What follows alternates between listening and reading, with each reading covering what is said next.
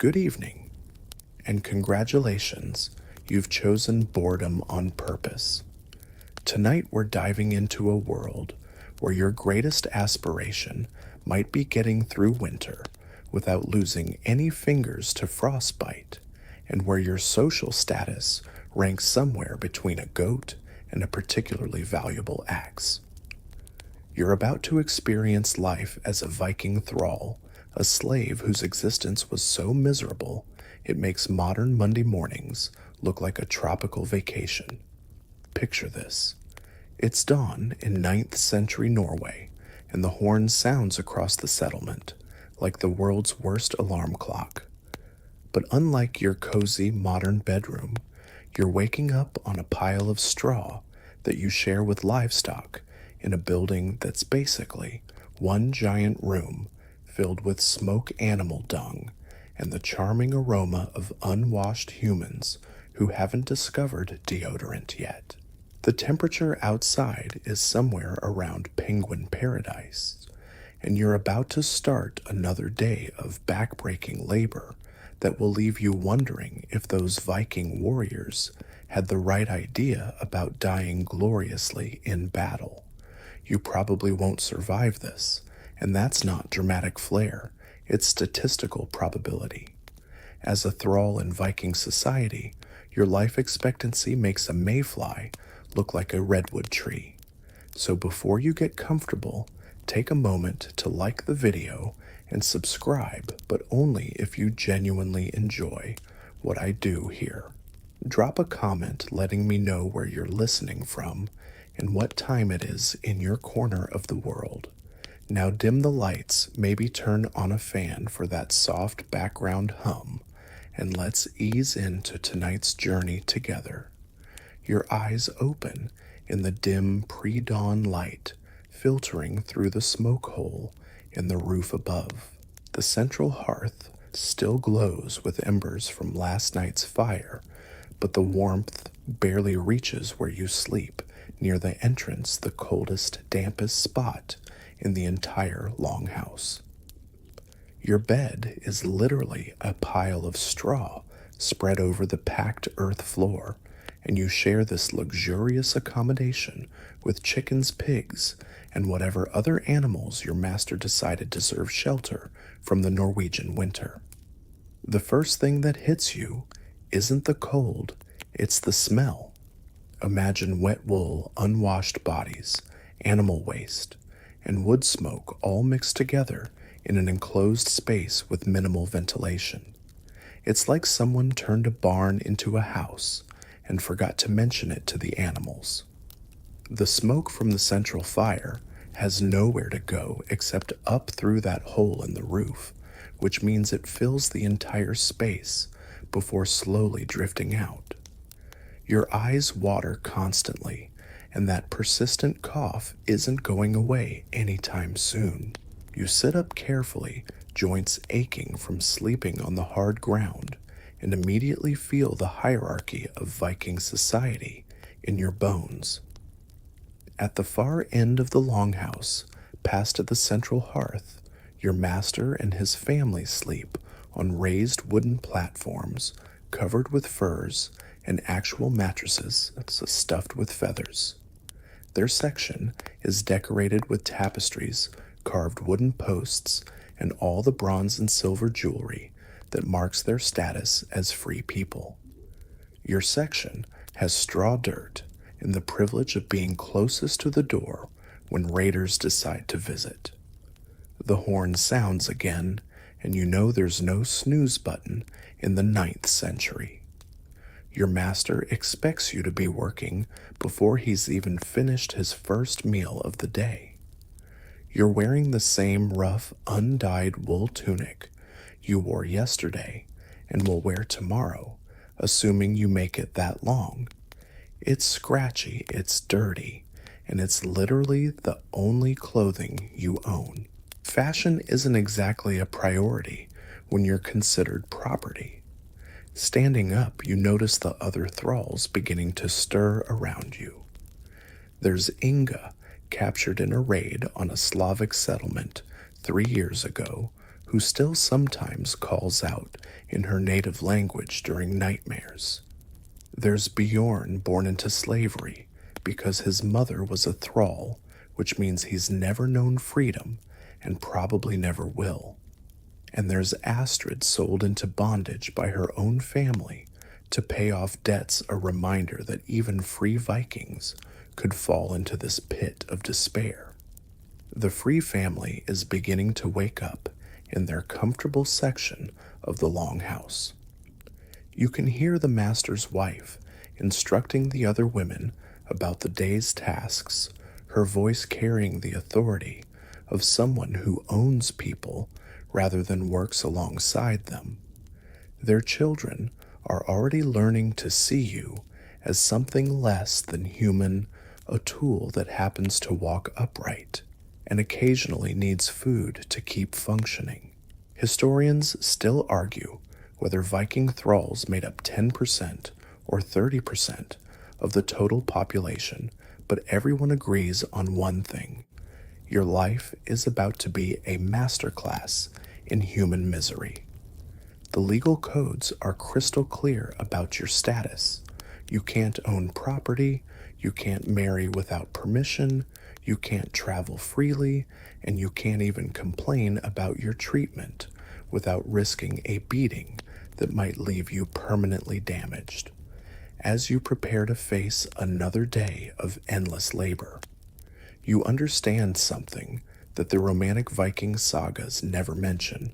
All those legendary raids, all that exploration and conquest, all the wealth that funded those magnificent longships and golden arm rings. It was built on the backs of people like you. People whose names were never recorded, whose stories were never told, whose suffering made possible the glory that history remembers. The morning light grows stronger through the smoke hole, and you can hear the sounds of the settlement coming to life around you. Roosters, crow dogs bark, and the steady rhythm of daily survival begins once again. You're a thrall in Viking Norway, which means you're about to discover that some fates truly are worse than death, and you're living one of them. You weren't born a thrall. Most people aren't that unlucky from birth. The path to slavery in Viking society has several charming routes, and you're about to discover just how quickly a free person can become property. Maybe you were captured in a raid, sold by your own family, or simply born to the wrong mother at the wrong time. Either way, you're now learning that the Viking slave trade makes modern human trafficking look like amateur hour. The most common way to become a thrall is through Viking raids, and you might have experienced this firsthand. Picture yourself as a free farmer in Ireland, peacefully tending your barley fields when longships appear on the horizon like death omens. The Vikings don't just want your gold and silver, they want you. A healthy adult can be worth more than a cow, and unlike livestock, humans can perform complex tasks, learn languages, and produce more slaves through reproduction. It's a business model that would make modern corporations jealous of its efficiency. The raiders who captured you weren't romantic heroes from the sagas, they were businessmen with axes. They knew exactly how to evaluate human merchandise. Young adults were premium stock children, could be trained from scratch, and the elderly were basically worthless unless they had specialized skills. Women of childbearing age commanded top prices because they represented future generations of slaves. If you were skilled in metalworking, weaving, or any other craft, you might actually survive the selection process. If you were just another farmer, well, the odds weren't in your favor. The journey to the slave market was designed to break your spirit before you even reached your destination. Chained together With dozens of other captives, you marched for days across rough terrain with minimal food and water. Vikings knew that desperate, exhausted slaves were less likely to attempt escape or rebellion. Some captives died along the way, which the raiders considered acceptable losses, part of doing business in the human commodity trade.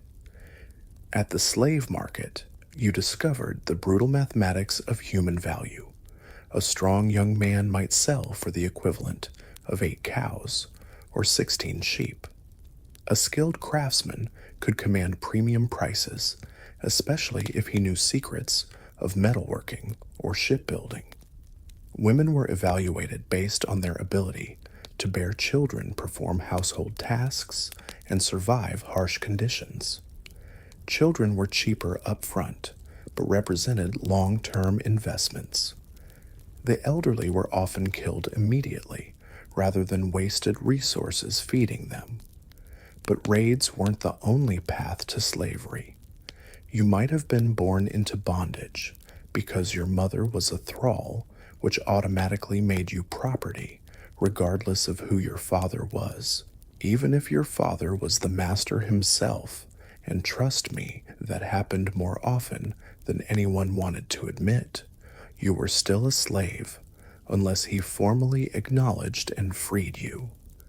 Viking law was crystal clear: the child follows the mother's status, which created permanent underclasses that could never escape their circumstances.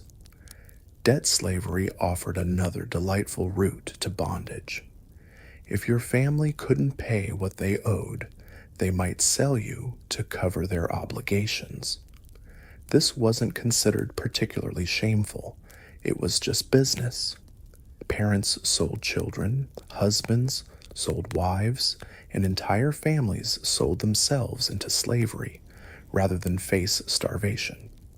The contracts were usually temporary, but somehow those terms had a way of extending indefinitely once you were under someone else's control. War captives represented a special category of slave. When Viking armies conquered territory, they didn't just take land, they took people. Entire populations could be enslaved after military defeats, and these captives were often distributed among the warriors as part of their share of the spoils.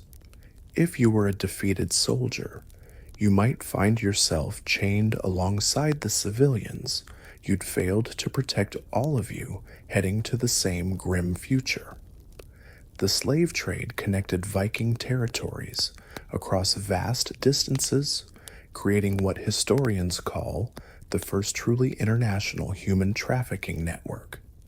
Slaves captured in Ireland might end up in Norway, while Slavic captives from Eastern Europe could find themselves in Iceland or Greenland.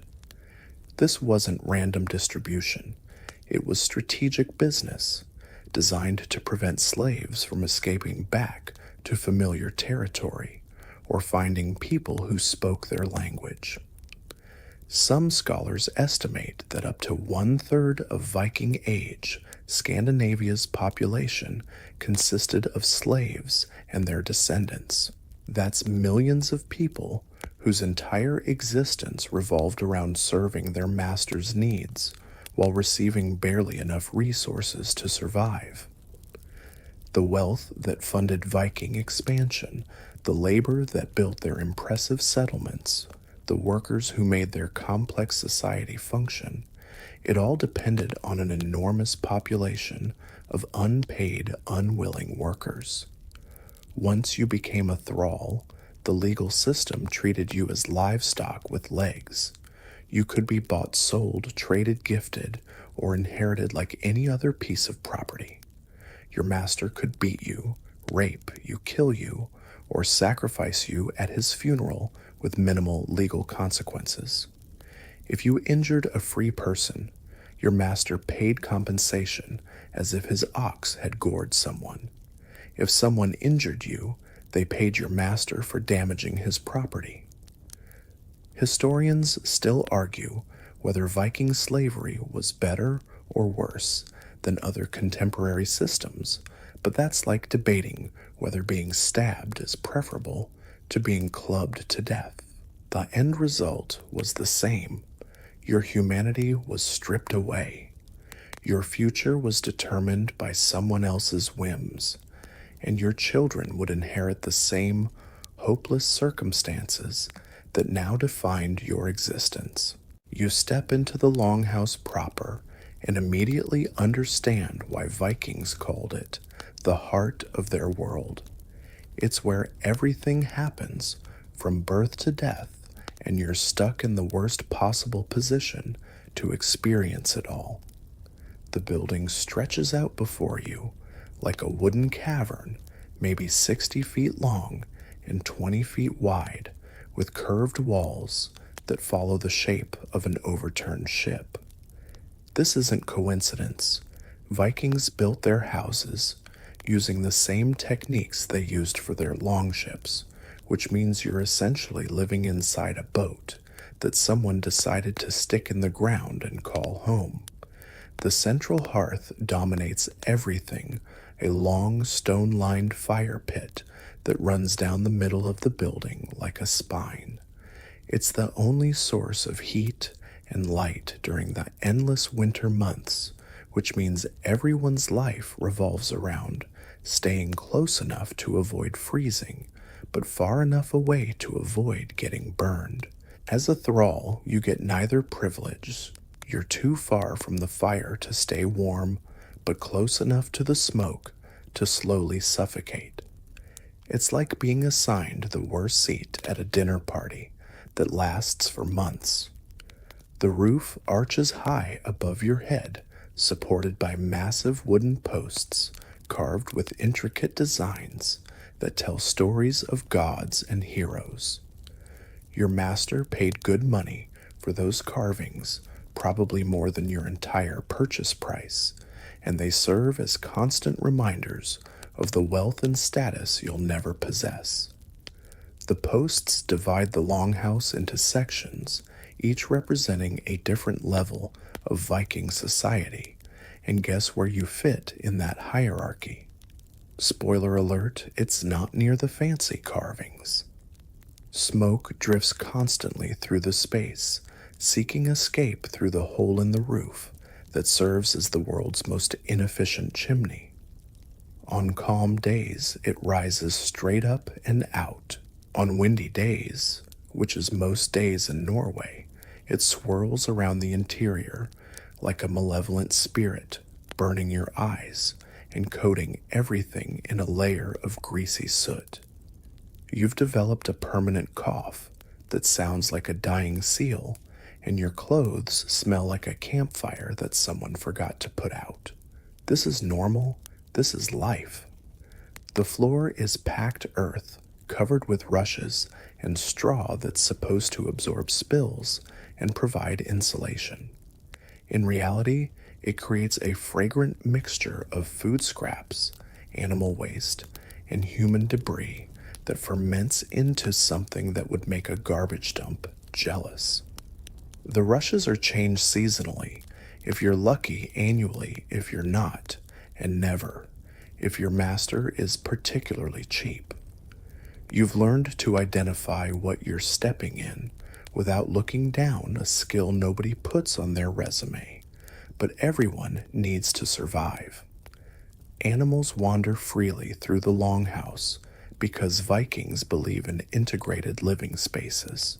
Chickens peck around your feet, looking for dropped food. Pigs root through the floor rushes, and goats climb on anything they can reach. The larger livestock, cattle, horses, sheep, stay in their designated areas, but their designated areas are right next to your sleeping spot. You wake up each morning to the sound of cows lowing, sheep bleating, and pigs making whatever noise pigs make when they're as miserable as you are. The Free family occupies the far end of the longhouse, elevated on a wooden platform that literally puts them above everyone else. Their section is decorated with tapestries, carved furniture, and all the bronze and silver ornaments that scream we own people. The master and his wife sleep on an actual bed with a mattress stuffed with feathers and down covered with furs from animals that died more comfortable deaths than you'll probably experience. Their children learn to read runes, play board games, and practice the arts of war and governance that will define their futures as free Vikings. Between the family's elevated section and your sleeping area near the entrance, the middle of the longhouse serves as workspace dining area and social center. This is where the free family entertains guests, holds feasts, and conducts the business of running their farm and managing their human property. Long wooden tables can be set up for meals, then taken down to make space for other activities. Benches line the walls, and the fire provides enough light for evening activities like storytelling, gambling, and planning raids that will create more thralls like you. Storage dominates much of the available space. Wooden chests, ceramic pots, hanging bags, and barrels containing everything needed to survive the harsh Scandinavian seasons. Grain-dried fish, fermented dairy products, preserved meats, ale, and mead fill containers that represent the difference between surviving winter and becoming a frozen corpse. As a thrall, you're responsible for maintaining these supplies, but you're always the last to eat from them. It's like being a chef who's not allowed to taste the food. Your sleeping area near the entrance is strategically located to serve multiple functions, none of them pleasant. You're close to the door so you can respond quickly to nighttime emergencies, animals getting loose raids fires, or any other crisis that requires immediate slave labor. You're also positioned to act as the first line of defense if unwanted visitors decide to enter during the night. Basically, you're a human burglar alarm that doubles as monster bait. Historians still argue whether longhouses were comfortable or miserable places to live, but that debate usually involves people who never slept next to a pig while breathing smoke for 6 months straight. The free family might have enjoyed their elevated status and comfortable furnishings, but as a thrall, you're discovering that the longhouse is less cozy family home and more indoor prison where the guards live better than the inmates. The daily rhythm of longhouse life revolves around the fire, the seasons, and the endless cycle of survival tasks that keep everyone fed, warm, and alive. You're about to learn that rhythm intimately because your entire existence now depends on understanding and serving the needs of this wooden world that holds your life in its smoky, animal-scented embrace. The snow melts, the days grow longer, and you discover that spring in Viking Norway isn't the cheerful season of renewal. You might expect it's the beginning of agricultural hell that will test every muscle in your body and probably break a few bones along the way. You're handed a wooden plow that looks like it was designed by someone who'd never actually seen a field, and suddenly you understand why Vikings spent so much time raiding other countries. Farming this land is harder than conquering it. Your master owns several small fields carved out of forest and bog, each one representing years of backbreaking labor to clear trees, move boulders, and drain swampy ground into something resembling farmable soil. The fields aren't the vast, flat expanses. You might imagine they're irregular patches of ground scattered across the landscape, like someone threw seeds from a moving horse and decided to plant crops wherever they landed. Some fields are no bigger than a modern backyard, which means you'll spend more time walking between them than actually working in them. The plow you're struggling with consists of a wooden blade reinforced with iron attached to a wooden frame that's supposed to be pulled by oxen. The oxen, however, seem to have their own opinions about where the furrows should go, and those opinions rarely match your master's instructions. The animals are about as cooperative as you'd expect from creatures who've spent the winter eating hay and developing attitude problems. They stop when they feel like it turn, when the mood strikes them, and generally act like they're doing you a favor by participating in this agricultural adventure. Behind the oxen and their creative interpretation of straight lines, you follow with a wooden hoe that's essentially a stick with a blade attached. Your job is to break up any clods, the plow mist, remove rocks that could damage equipment, and create proper furrows for planting. This sounds simple until you realize that Norwegian soil contains more rocks than dirt, and every single stone has to be moved by hand. You develop muscles you didn't know existed, and back pain that makes sleeping on straw feel like lying on broken glass. Barley is the main crop because it's one of the few grains hardy enough to survive the short Norwegian growing season. The grain has to be planted at exactly the right time too early, and it freezes too late, and it won't mature before the autumn frosts arrive. Your master watches the weather like a hawk consulting with neighbors and making decisions that will determine whether everyone eats next winter or starves in comfort. No pressure. The planning process involves walking behind the plow and dropping barley seeds into the furrows by hand. Each seed represents potential survival, which means you can't waste any or drop them in the wrong spots. You develop a rhythm, step drop, step drop, step check, that the oxen haven't wandered into the neighbor's field again. Your back aches from bending over constantly, your hands crack from exposure to cold soil, and your feet turn into blocks of ice because spring in Norway means temperatures that hover just above freezing on good days. Between the main fields, your master also maintains smaller plots for vegetables and herbs that require more intensive care. These kitchen gardens produce the onions, cabbage, peas, and herbs that make the difference between surviving winter and surviving winter with flavor.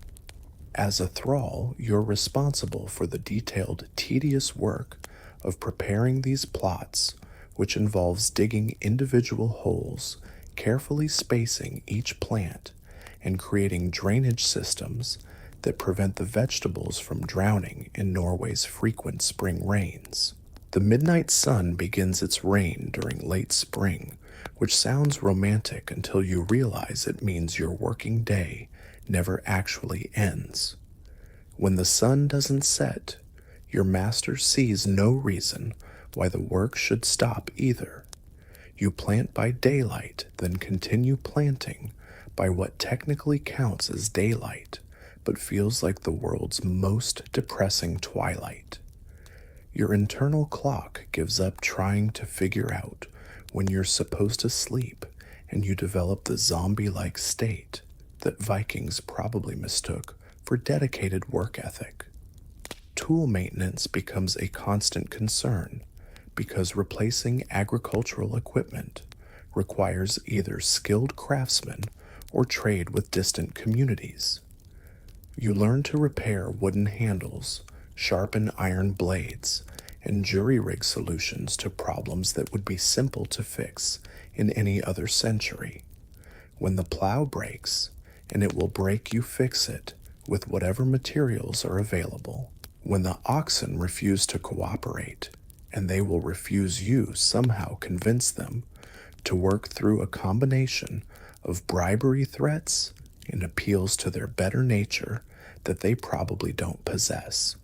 Soil preparation involves more than just plowing and planting.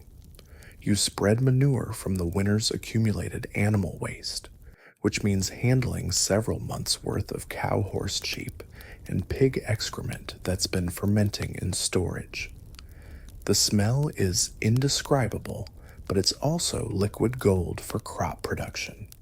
You load it onto wooden carts, spread it across the fields, and work it into the soil while trying not to think about what you're touching or breathing.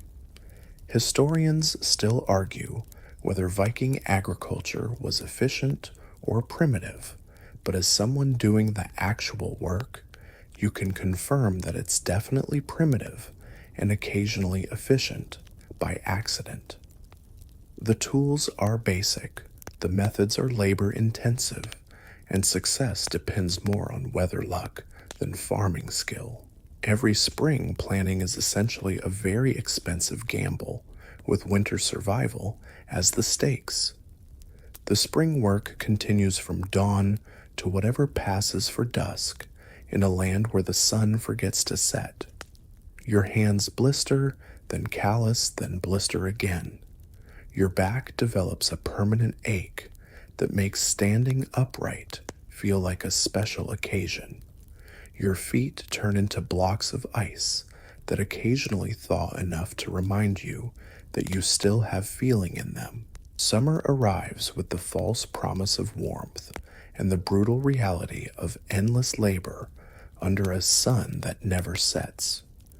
You discover that the midnight sun isn't just a quirky natural phenomenon, it's nature's way of ensuring that your misery continues around the clock without the convenient interruption of darkness.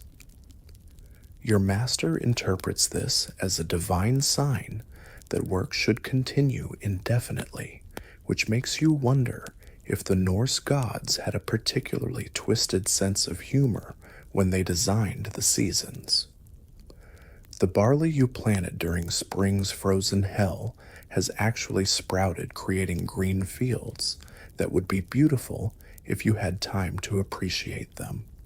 Instead, you're spending 18 hours a day pulling weeds that seem to grow faster than the crops they're choking.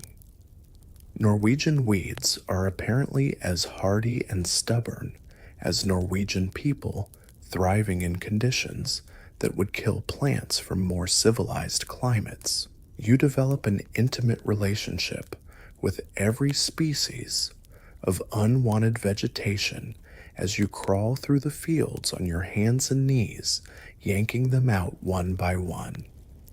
Livestock management dominates your summer routine because animals require constant attention during the brief growing season. The cattle need to be moved between pastures to prevent overgrazing, which sounds simple until you try to convince a cow to go somewhere it doesn't want to go. Cows are surprisingly opinionated about their dining preferences, and Norwegian cattle have developed attitudes that match their harsh environment. They're stubborn, independent, and perfectly willing to wander off into forests where wolves and bears might appreciate some free-range beef. Sheep present their own unique challenges during summer months. They need to be sheared for wool, which requires catching each animal individually and wrestling it into submission while wielding sharp knives near creatures that really don't want to be naked. Sheep are deceptively strong and remarkably creative about escape routes. You learn to anticipate their moves, block their preferred hiding spots, and accept that you'll be covered in lanolin sheep dung and your own blood by the end of each shearing session. The milking routine begins before dawn and continues past what should be sunset because cows don't care about your sleep schedule. Each cow needs to be milked twice daily, and missing a session can cause health problems for the animals and reduce milk production for the rest of the season. You develop the peculiar skill of milking by muscle memory, While half asleep, your hands working automatically, while your brain tries to process why you're awake before the sun rises in a place where the sun never actually sets. Haymaking becomes a race against time and weather that determines whether the livestock survive the coming winter. The grass has to be cut at precisely the right moment too early, and it lacks nutrition too late, and it becomes woody and indigestible. You swing a scythe for hours, creating neat rows of cut grass that need to be turned regularly to dry evenly. This sounds peaceful until you realize that one unexpected rainstorm can ruin weeks of work turning valuable hay into moldy compost that's useless for feeding animals. The scythe becomes your closest companion and greatest enemy during haying season. It's essentially a long wooden handle with a curved metal blade that's designed to cut grass efficiently when wielded by someone who knows what they're doing. You are not that person. You learn through trial and error, developing blisters on your palms and a rhythm that eventually becomes automatic. The blade needs constant sharpening with a whetstone, and dulling it at the wrong moment can cost hours of productivity. Wild food gathering supplements the farm's production with berries, nuts, mushrooms, and edible plants that grow naturally in Norwegian forests and meadows. You learn to identify cloudberries, lingonberries, and blueberries that ripen during the brief summer season. This knowledge could save your life during lean times, assuming you survive long enough to use it. The forests also provide hazelnuts, wild onions, and various herbs that add flavor and nutrition to the basic diet of grain and dairy products. Fishing becomes crucial during summer months when rivers and coastal waters provide protein to supplement the farm's meat production. You learn to construct and maintain fish traps, weave nets from plant fibers, and identify the best fishing spots along streams and shorelines. The work is less physically demanding than field labor, but it requires patience and skill that you develop through countless hours of standing in cold water while hoping something edible decides to swim into your equipment. Building maintenance consumes much of the summer because the harsh winter weather damages everything that isn't constantly repaired. You rethatch roofs, replace wooden planks, repair animal shelters, and maintain the countless structures that keep the farm functioning. The work requires skills in carpentry, thatching, and basic engineering that you learn through necessity rather than formal training. Mistakes can be fatal when winter returns, so every repair has to be done correctly the first time. Tool making and repair become essential summer activities because equipment wears out constantly under the harsh conditions. You learn to carve wooden handles, forge iron blades, and create the specialized tools needed for different seasonal tasks. This knowledge makes you more valuable as a thrall, but it also means more responsibility and longer working hours. The irony isn't lost on you. Becoming skilled at slavery makes you better at being enslaved. Historians still argue whether Viking summers were pleasant or challenging, but as someone living through one, you can confirm that they're definitely challenging and occasionally pleasant for brief moments when you're too exhausted to notice. The midnight sun means endless work opportunities, and your master takes full advantage of nature's extended business hours. You work until your body gives out rest, until you can stand again, then return to work because the sun is still shining and there's always more to do. The summer solstice arrives with 24 hours of continuous daylight, and you realize that darkness has become a luxury you can barely remember.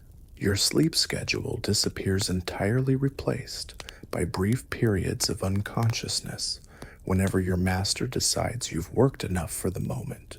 Autumn arrives like a death sentence with a deadline, and you suddenly understand why Vikings developed such fatalistic attitudes about life, when your survival depends on harvesting enough grain in a few short weeks before the weather turns murderous optimism becomes a luxury you can't afford.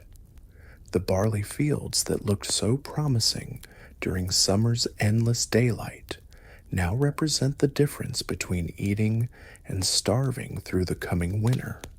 No pressure, but if you mess this up, people die. The harvest begins when your master determines the grain has reached optimal ripeness, a decision based on experience, weather predictions, and what might charitably be called educated guessing. Barley has to be cut at precisely the right moment too early, and the grain lacks nutrients too late, and autumn storms can destroy the entire crop before you get it safely stored. You're essentially gambling with winter survival as the stakes, and the house always wins when the house is Norwegian weather. Your primary tool is a sickle, which sounds like farm equipment, but feels more like a medieval torture device designed to destroy your back, shoulders, and hands simultaneously. The sickle consists of a curved iron blade attached to a wooden handle, and it's designed to cut grain stalks close to the ground through a sawing motion that requires bending over constantly. After the first hour, your spine feels like it's being slowly twisted into a pretzel. After the first day, you understand why some people prefer death in battle to death by agricultural labor. The cutting technique requires grabbing handfuls of barley stalks with your left hand while sawing through them with the sickle in your right hand. This sounds simple until you try to maintain that position for 12 hours straight while working fast enough to beat the weather. Your left hand develops cuts from gripping rough grain stalks. Your right hand blisters from the sickle handle, and your back screams protests that you're forced to ignore because stopping means risking the entire harvest. Each cut stalk has to be laid carefully in neat rows for drying because wet grain spoils faster than you can say starvation winter. The stalks are bundled into sheaves once they've dried sufficiently, then stacked in the fields to continue drying before being transported to storage. This process requires perfect weather, enough sun to dry the grain but not so much wind that it scatters your carefully arranged bundles across the countryside like the world's most expensive confetti. Weather becomes your master's obsession and your constant anxiety during harvest season. Clear skies are essential for drying grain, but they're also rare during Norwegian autumn. Rain can destroy weeks of work in a single afternoon, turning valuable grain into moldy mush that's poisonous to both humans and animals. You learn to read cloud formations like life or death messages, because that's essentially what they are. Threshing separates the grain from the stalks through a process that makes cutting look relaxing by comparison. The dried sheaves are spread on a hard surface, usually a stone floor, or packed earth, then beaten with flails until the grain separates from the stalks. A flail consists of two wooden sticks connected by leather thongs, and wielding it effectively requires rhythm strength and the ability to avoid hitting yourself in the head with your own farming equipment. The flailing motion involves swinging the hinged tool over your head and bringing it down on the grain with enough force to separate seeds from stalks without destroying the seeds themselves. This requires precision that you develop through painful trial and error, because mistakes mean either wasted grain or self-inflicted injuries. Your shoulders burn from the repetitive overhead motion, and the constant impact sends vibrations through your arms that make your teeth ache. Winnowing removes chaff from grain through a technique that depends entirely on wind conditions and timing. The threshed grain is poured slowly from a basket while wind blows away the lighter chaff, leaving heavier grain to fall into containers below. This sounds simple until you try to coordinate pouring speed with wind strength while ensuring that valuable grain doesn't blow away with the worthless chaff. Too much wind, and you lose grain. Too little wind, and you can't separate the chaff effectively. Storage preparation becomes crucial once the grain is clean and dry, because improper storage means losing the entire harvest to moisture rodents or mold during the long winter months. The grain goes into wooden barrels, ceramic pots, or specially constructed storage buildings that protect it from dampness and pests. You learn to identify signs of spoilage rotation schedules for stored grain and the heartbreaking mathematics of rationing food to last until next year's harvest. Root vegetables require their own harvest schedule and storage methods. Turnips, onions, and other hardy vegetables that can survive in cool storage become essential supplements to the grain-based diet. These crops are pulled from the ground, cleaned, and stored in root cellars or buried in sand to prevent freezing. The work is less dramatic than grain harvest, but equally important for winter survival. Wild food gathering intensifies during autumn as you collect nuts, berries, and other naturally occurring foods that can be preserved for winter consumption. Hazelnuts are gathered in massive quantities and stored in dry containers, while berries are dried or preserved in honey when available.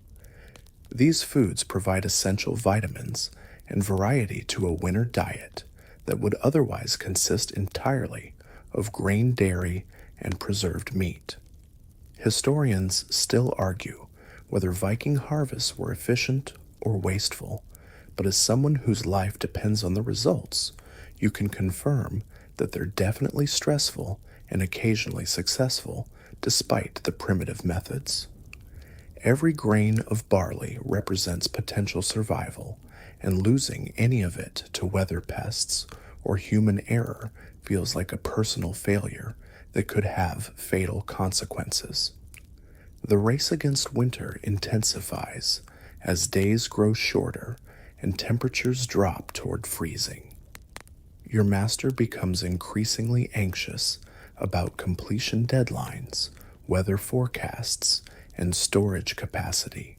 You work until your hands are too numb to grip tools, rest just long enough to regain feeling in your extremities, then return to work because autumn waits for no one. Winter descends on Norway like a malevolent god, intent on testing whether humans deserve to exist, and you quickly discover that surviving as a thrall during the dark months requires skills they don't teach in modern survival courses. The temperature drops to levels that make your breath freeze in the air. The sun disappears for months, like it's given up on this part of the world entirely, and suddenly every decision becomes a matter of life or death. Welcome to your first Norwegian winter as property, assuming you live to see your second.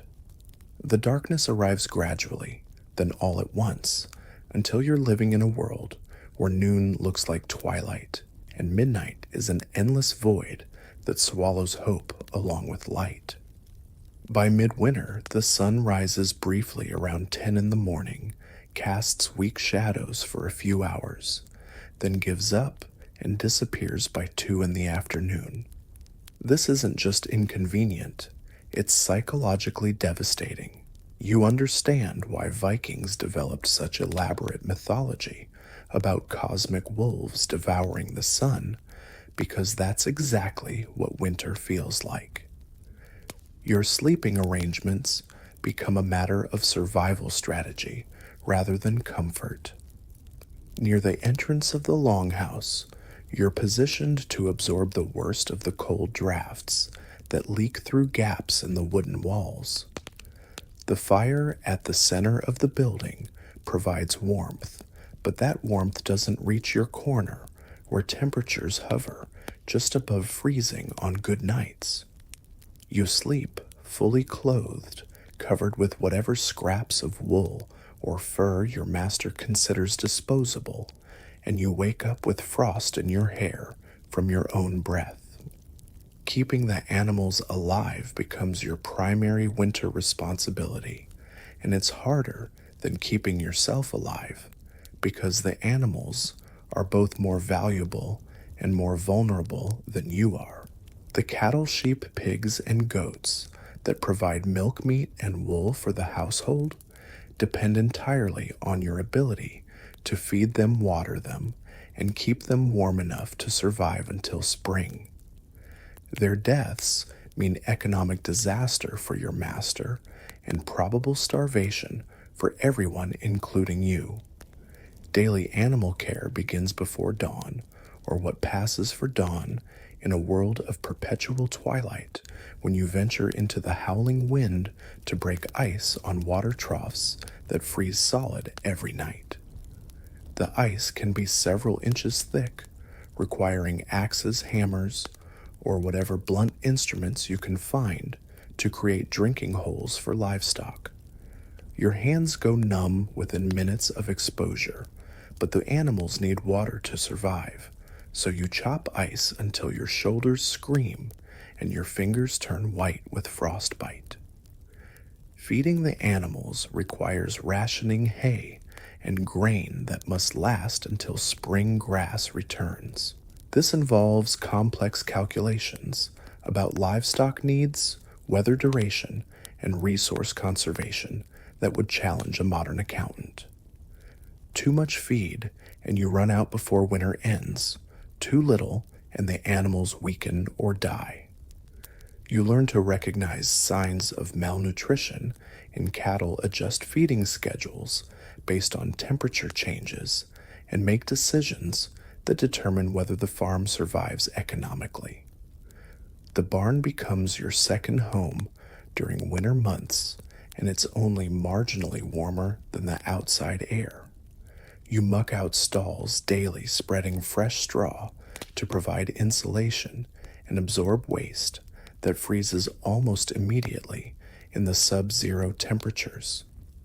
The work requires removing manure with wooden shovels while wearing gloves that are too thick for precision work but too thin for warmth.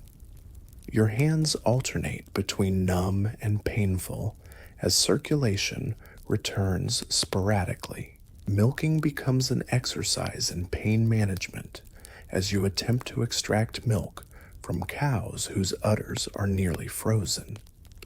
The milk steams in the cold air and can freeze before you get it back to the longhouse. You learn to milk quickly, keep containers close to your body for warmth, and develop techniques for warming your hands enough to maintain grip strength.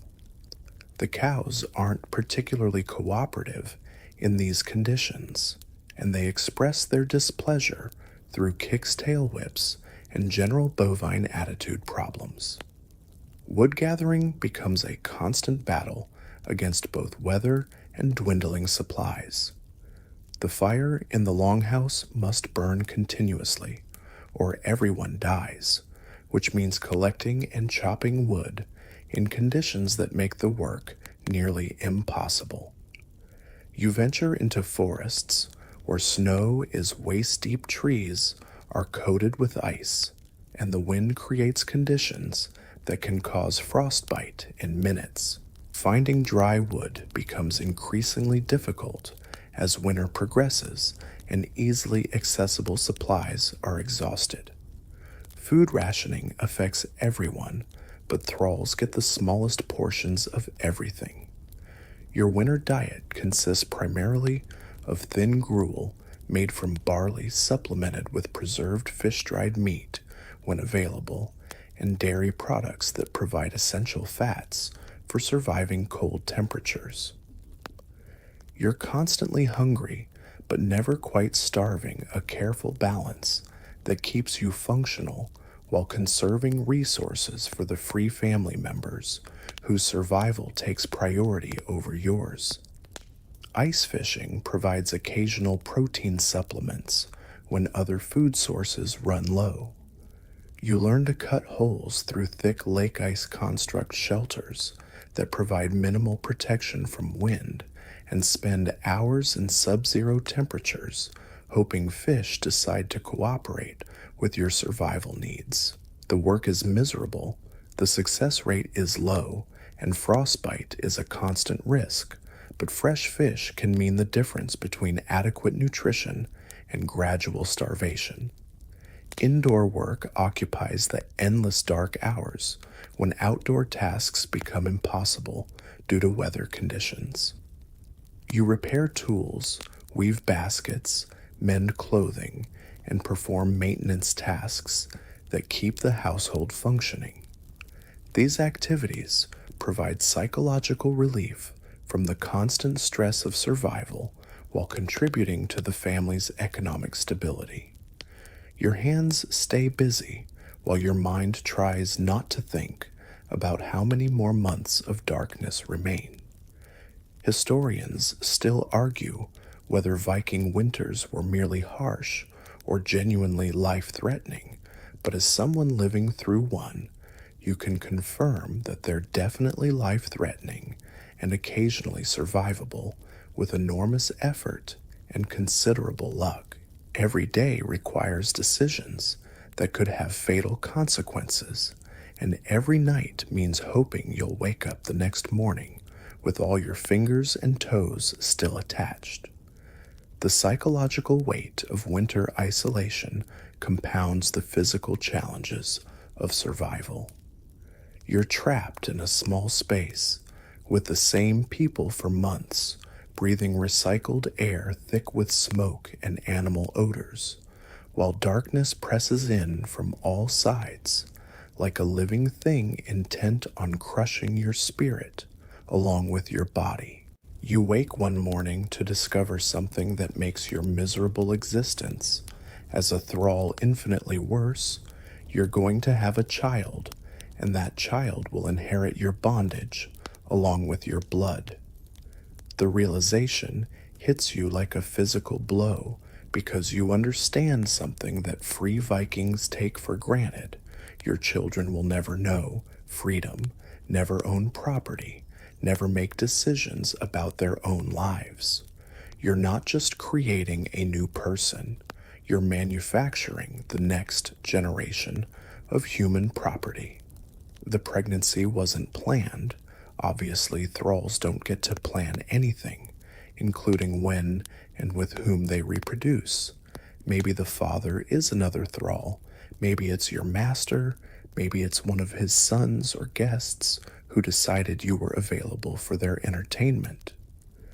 Viking law doesn't concern itself with the details of slave reproduction. It only cares about the legal status of the resulting children. The child follows the mother's condition, which means your baby will be born into slavery, regardless of who contributed the other half of its genetic material. Your master views your pregnancy as a business investment rather than a human event. A healthy thrall child represents future labor potential breeding stock or merchandise that can be sold when cash flow becomes tight. He calculates the cost of feeding and housing you during pregnancy against the long-term value of additional slaves, and you realize that your reproductive capacity is literally part of your economic worth. It's like being a broodmare, except horses probably get better medical care. Working while pregnant means continuing the same back-breaking labor that nearly killed you before you were carrying extra weight and dealing with morning sickness. You still milk cows in freezing temperatures, still muck out stalls, while nauseous still carry heavy loads, because the farm's survival depends on everyone contributing, regardless of their physical condition. Your master might reduce your workload slightly to protect his investment, but only if your pregnancy doesn't interfere with more important priorities. The other thralls offer what support they can, sharing knowledge about pregnancy, childbirth, and infant care that they've learned through their own experiences or inherited from mothers who were also slaves.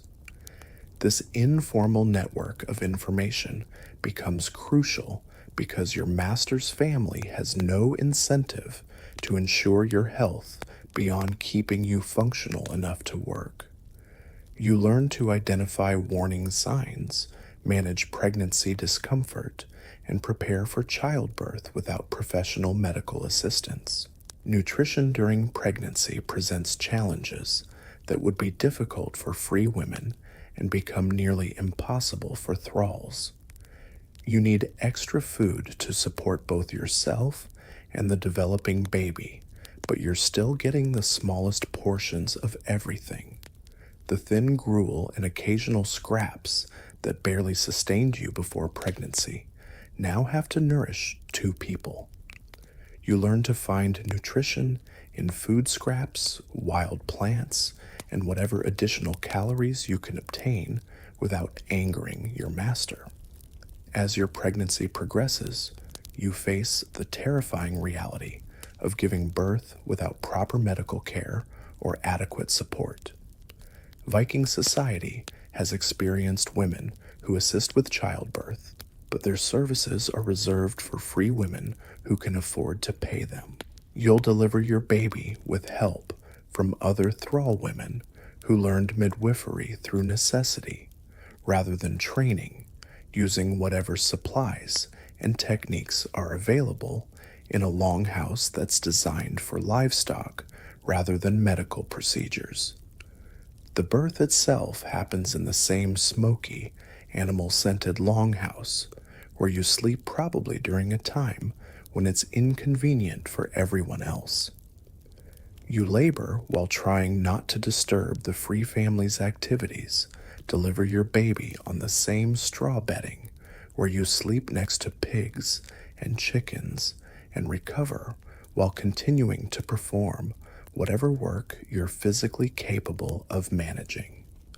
Pain relief consists of whatever herbs other thrall women can gather and whatever folk remedies have survived through generations of enslaved mothers. Your newborn baby faces immediate challenges that free children never experience. The infant will be exposed to the same harsh living conditions that are slowly killing you: cold temperatures, smoky air, inadequate nutrition, and constant exposure to diseases that spread rapidly in overcrowded conditions.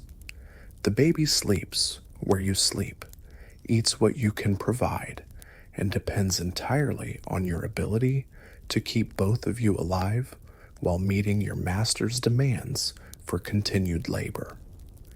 Naming your child becomes a bittersweet privilege because it's one of the few decisions you're allowed to make about your baby's life. The name won't appear in any official records, won't be carved on any runestones, won't be remembered in any sagas or family genealogies. It's a private act of love and hope in a situation designed to crush both emotions. You choose something that sounds strong, hoping your child will need that strength to survive what's coming. The child's future unfolds before you with heartbreaking clarity. If it's a boy, he'll grow up learning to plow fields, tend animals, and accept orders from people who consider him property. If it's a girl, She'll learn household tasks, textile work, and face the additional burden of being valuable for reproduction as well as labor. Either way, your child will never learn to read runes, never own weapons, never make decisions about marriage or career or any of the choices that define free people's lives. Education for thrall children consists of learning survival skills, work techniques, and the complex social rules that govern slave behavior. Your child will learn to recognize the signs of an angry master, understand which tasks must be completed immediately, and which can wait, and develop the psychological resilience needed to endure a lifetime of servitude. These lessons begin in infancy and continue until your child either dies, is sold, or somehow achieves the nearly impossible goal of earning freedom. Historians still argue whether Viking families included emotional bonds between parents and children across social classes, but as a thrall mother, you can confirm that love exists even in slavery. It just exists alongside constant fear, helplessness, and the knowledge that you can't protect your child from the life that awaits them. You love your baby desperately, while understanding that this love makes your situation even more painful. Other thrall mothers share their strategies for raising children in bondage, how to teach resilience without breaking spirit, how to find moments of joy in hopeless circumstances, how to prepare children for realities that no child should have to face. These conversations happen in whispers during brief moments of privacy, because even discussing your children's futures can be seen as planning resistance or escape. You find yourself in Iceland around 950 CE, watching a red-haired boy who will one day discover Greenland, but right now he's just Eric Thorvaldsson, a violent child with a temper that makes grown warriors nervous, and a family history that reads like a cautionary tale about anger management.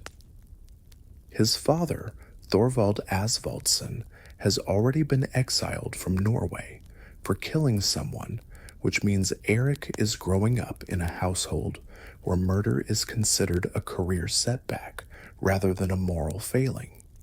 This should probably concern someone, but Viking parenting involves fewer safety warnings and more weapons training.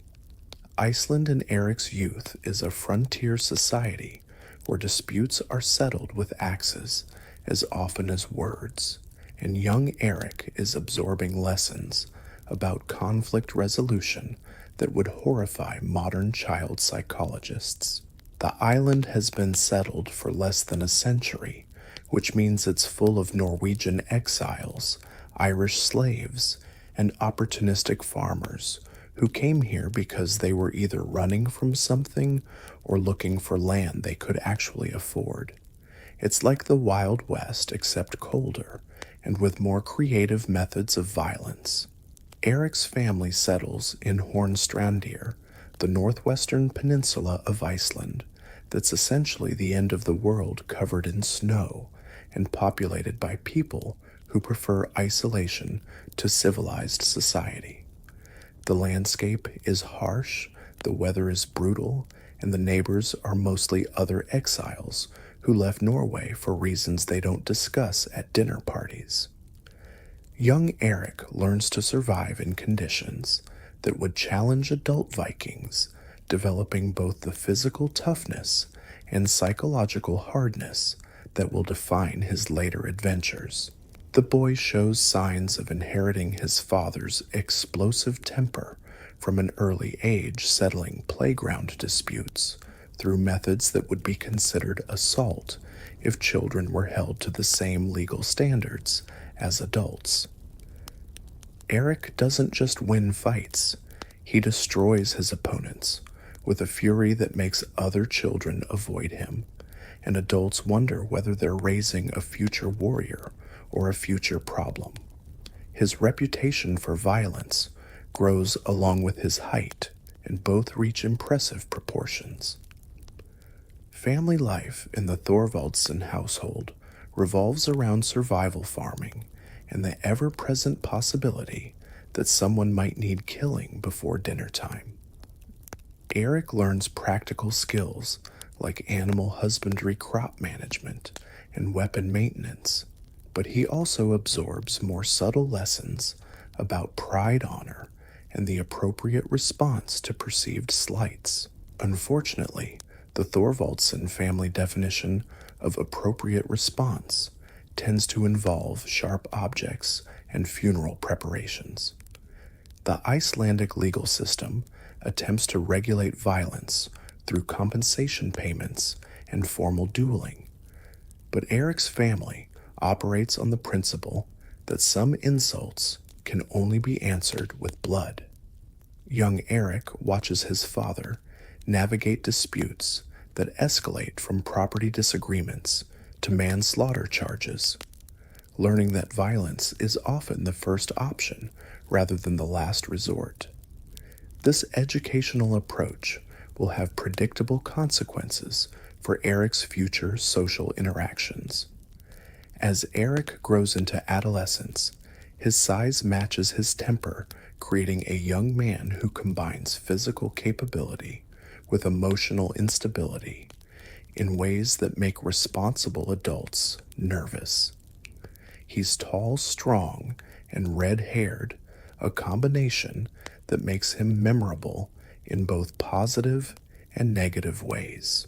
People remember Eric after meeting him, though they often prefer not to meet him again under circumstances that might involve weapons or property disputes. The farming life in northwestern Iceland requires constant labor to survive the harsh conditions, and Eric learns to work with livestock, manage crops, and maintain buildings in an environment that destroys anything that isn't constantly repaired. He develops the practical skills that will serve him well during his later explorations, though he also develops attitudes about conflict resolution that will get him exiled from 2 different countries before he's 40 years old. Marriage prospects for someone with Eric's reputation require careful consideration by families who want to avoid having their daughters widowed by their son-in-law's inability to control his temper. Eventually, Eric marries Theodold, a woman brave enough or desperate enough to accept a husband whose family history includes multiple homicides and whose personal history suggests more violence in the future. The marriage produces children who will inherit both Eric's exploration genes and his anger management problems. Eric's early adult years in Iceland involve farming, trading, and the kinds of neighborhood disputes that escalate from borrowed tools to dead bodies with alarming frequency. He acquires property, livestock, and enemies in roughly equal proportions, building a reputation as someone who gets things done, but occasionally kills people in the process. His neighbors learn to approach property line discussions with weapons ready and witnesses present. The seeds of Eric's eventual exile are planted during these early years, as he accumulates grievances, develops enemies, and perfects the art of turning minor disagreements into major violence. He's not maliciously evil. He's just completely incapable of backing down from confrontation, and he interprets most social interactions as potential challenges to his honor that must be answered with disproportionate force. It's like having a hair trigger on a cannon that someone decided to use for everyday social interactions. Local Icelandic society begins to recognize Eric as a problem that needs managing before he manages to kill enough people to destabilize the entire community. His reputation spreads beyond his immediate neighborhood, creating a situation where people know about Erik Thorvaldsson before they meet him, and they usually arrange their affairs to avoid meeting him if possible. This social isolation feeds his anger and creates a cycle that will eventually explode into the violence that changes his life. Historians still argue whether Erik's violent tendencies were typical for his era or exceptional, even by Viking standards. But as someone observing his development, you can see that he's definitely exceptional and probably dangerous to everyone around him.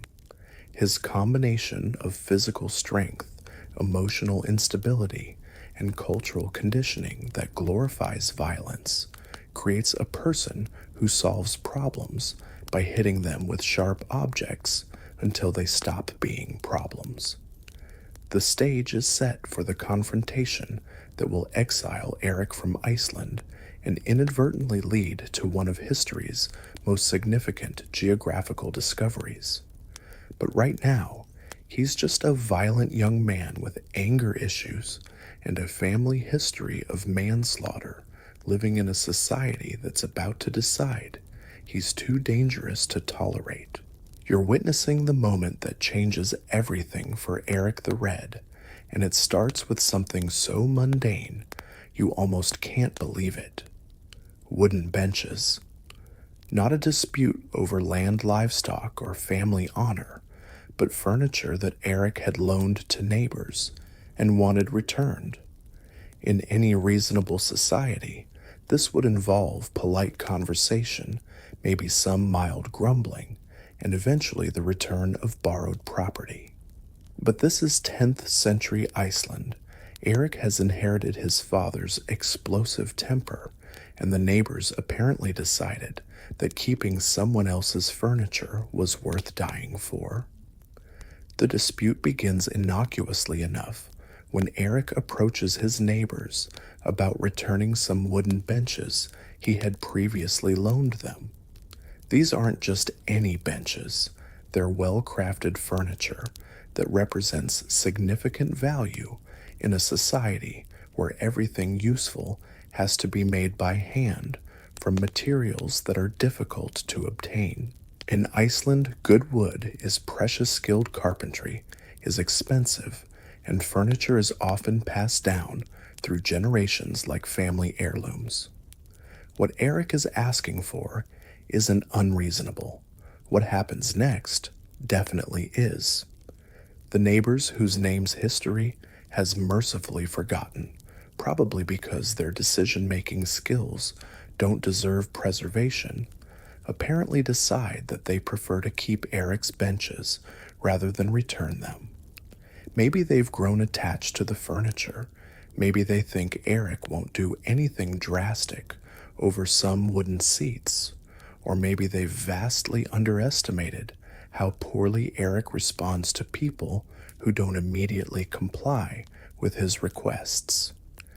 This miscalculation will cost them more than the benches are worth. Erik's initial reaction follows predictable patterns for someone with his family history and personal temperament. He doesn't accept the refusal gracefully. He doesn't seek mediation through the local community leaders. And he definitely doesn't decide that furniture isn't worth fighting over. Instead, he escalates the situation in ways that transform a property dispute into a blood feud, because Erik approaches conflict resolution the way other people approach warfare, with maximum force and minimal concern for proportional response. The confrontation escalates through a series of heated exchanges that demonstrate why Erik's neighbors usually try to avoid having any dealings with him whatsoever. Words are exchanged, insults are hurled, and threats are made with the kind of creative violence that Viking culture has elevated to an art form. The dispute attracts attention from other community members who recognize the warning signs of an Erik Thorvaldsson explosion and begin calculating how far they need to run to avoid becoming collateral damage. What transforms this from heated argument to homicide is Eric's complete inability to back down from confrontation, combined with his neighbor's apparent belief that they can intimidate someone whose family motto might as well be murder as a first resort. The argument moves from verbal threats to physical confrontation. Weapons appear from wherever Vikings keep their backup axes, and suddenly people are fighting for their lives over furniture that probably wasn't worth dying for in the first place. The killing happens quickly, as these things usually do when Vikings decide that talking has failed and violence offers better solutions. Eric's training with weapons, his superior size and strength, and his willingness to use lethal force against people who probably thought they were just having a neighborhood dispute combine to create a situation where furniture disagreement becomes manslaughter charge. The details of exactly who died and how they died are lost to history, but the result is clear: dead neighbors and Eric covered in blood. The aftermath of the killings demonstrates the complex legal system that Iceland has developed to handle exactly these situations, because Viking society has learned that unregulated violence tends to spiral into blood feuds that can destroy entire communities. The Althing, Iceland's parliamentary assembly, convenes to investigate the killings, hear testimony from witnesses, and determine appropriate punishment for Eric's latest expression of anger management problems. This isn't Eric's first appearance before the legal system, and it won't be his last. The legal proceedings involve detailed examination of the circumstances surrounding the death's testimony from community members about Eric's character and history, and complex negotiations about compensation payments that might satisfy the victims' families without bankrupting Eric's household. Iceland's legal system is sophisticated for its time, but it's also designed to handle disputes between reasonable people who can be trusted to abide by legal decisions. Eric represents a special category of problem that challenges the system's assumptions about human behavior. The verdict, when it finally comes, reflects the community's recognition that Eric Thorvaldsson has become too dangerous to remain in civilized society. The Althing declares him guilty of manslaughter and sentences him to 3 years of complete exile from Iceland. This isn't house arrest or community service. It's total banishment from the only home he's known since childhood, with the understanding that anyone who helps him or harbors him during his exile period can face legal consequences themselves. The sentence effectively transforms Eric from a violent neighbor into a stateless person with nowhere to go and no legal protection from anyone who might want to kill him for past grievances. He can't return to Norway because his family is still unwelcome there. He can't stay in Iceland because the law forbids it, and he can't appeal to other Scandinavian communities because his reputation has spread beyond Iceland's borders. He's created a situation where violence has eliminated all his options except more violence or exile to places that may not exist. The 3-year term of Eric's exile means he needs to find somewhere to live for longer than most military campaigns, longer than most trading expeditions, and longer than most people can survive in unknown territories without established support systems. He's not just being kicked out for a few months until tempers cool. He's being completely removed from Viking society for long enough that everyone hopes he'll either learn better behavior or die somewhere that isn't Iceland's problem. Historians still argue whether Eric's exile was justified or excessive, but as someone who witnessed the bench dispute escalate into multiple homicides, you can confirm that the community's decision was probably motivated more by self-preservation than justice.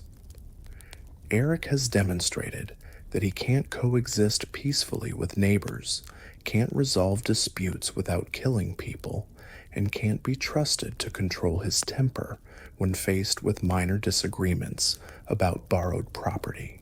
You're standing on an Icelandic beach in 982 CE, watching Eric the Red load his family followers and everything they can carry onto a single longship while facing the most terrifying decision of his violent life.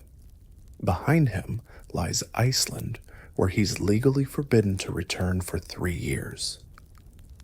Ahead lies the North Atlantic Ocean, which most people believe leads either to the edge of the world or to sea monsters that eat ships for breakfast. Eric has to choose between sailing east to Norway, where his family is still unwelcome, or west into completely unknown waters that might not contain any land at all. The longship that will carry Eric's desperate expedition is about 70 feet long, clinker-built, with overlapping planks that flex with the waves and designed more for coastal raiding than open ocean exploration. It's essentially a wooden shell powered by 30 oars and a single square sail carrying perhaps 30 people into waters that no one has ever successfully navigated. The ship has no compass, no charts, no radio, and no backup plan beyond row really hard and hope we don't die. This isn't confident exploration. It's the maritime equivalent of jumping off a cliff and hoping you grow wings before hitting the ground. Eric's family faces this voyage with the kind of enthusiasm usually reserved for funeral preparations.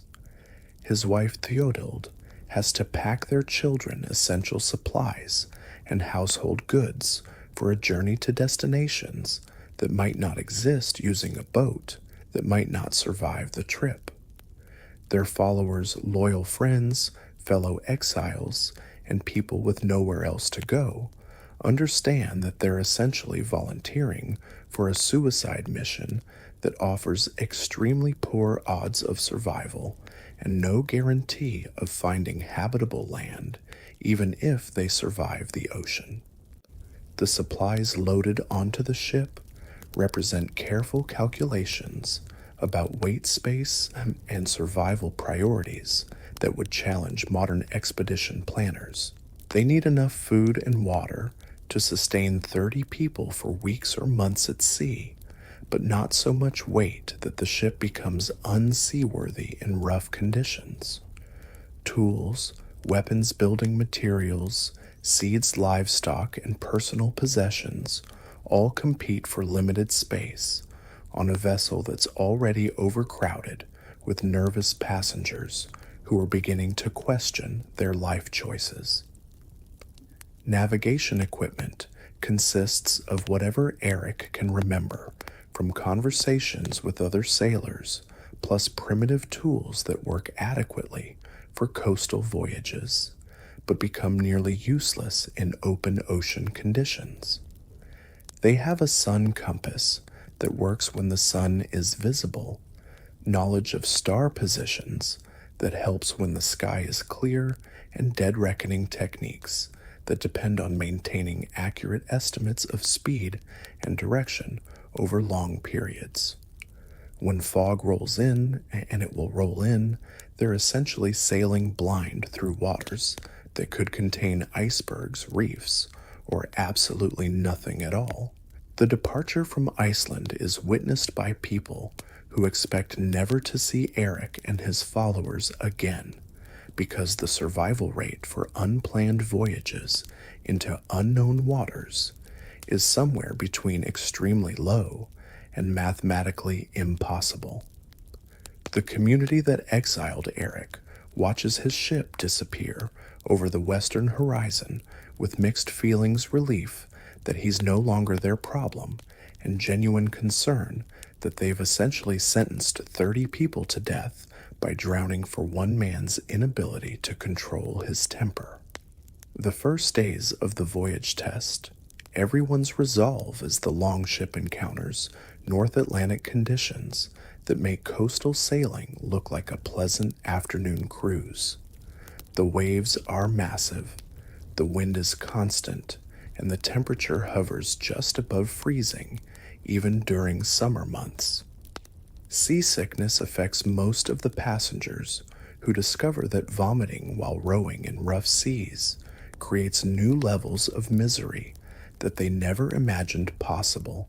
The ship rises and falls on swells that could swallow small buildings, and everyone begins to understand why most people prefer land-based transportation. Weather becomes the dominant factor in survival as the expedition encounters storms that could destroy their ship or blow them so far off course that they never find land again. Rain soaks everyone and everything, making it impossible to stay warm or dry while maintaining the rowing schedule that keeps them moving forward.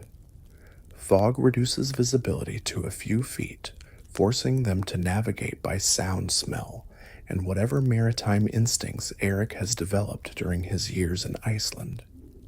The constant spray of freezing seawater ensures that everyone stays wet, cold, and increasingly desperate. Food and water rationing begins immediately because no one knows how long the voyage will last or whether they'll find sources of fresh water wherever they're going. Each person receives carefully measured portions of dried fish hardtack and fermented milk that must sustain them through potentially weeks of hard physical labor in harsh conditions.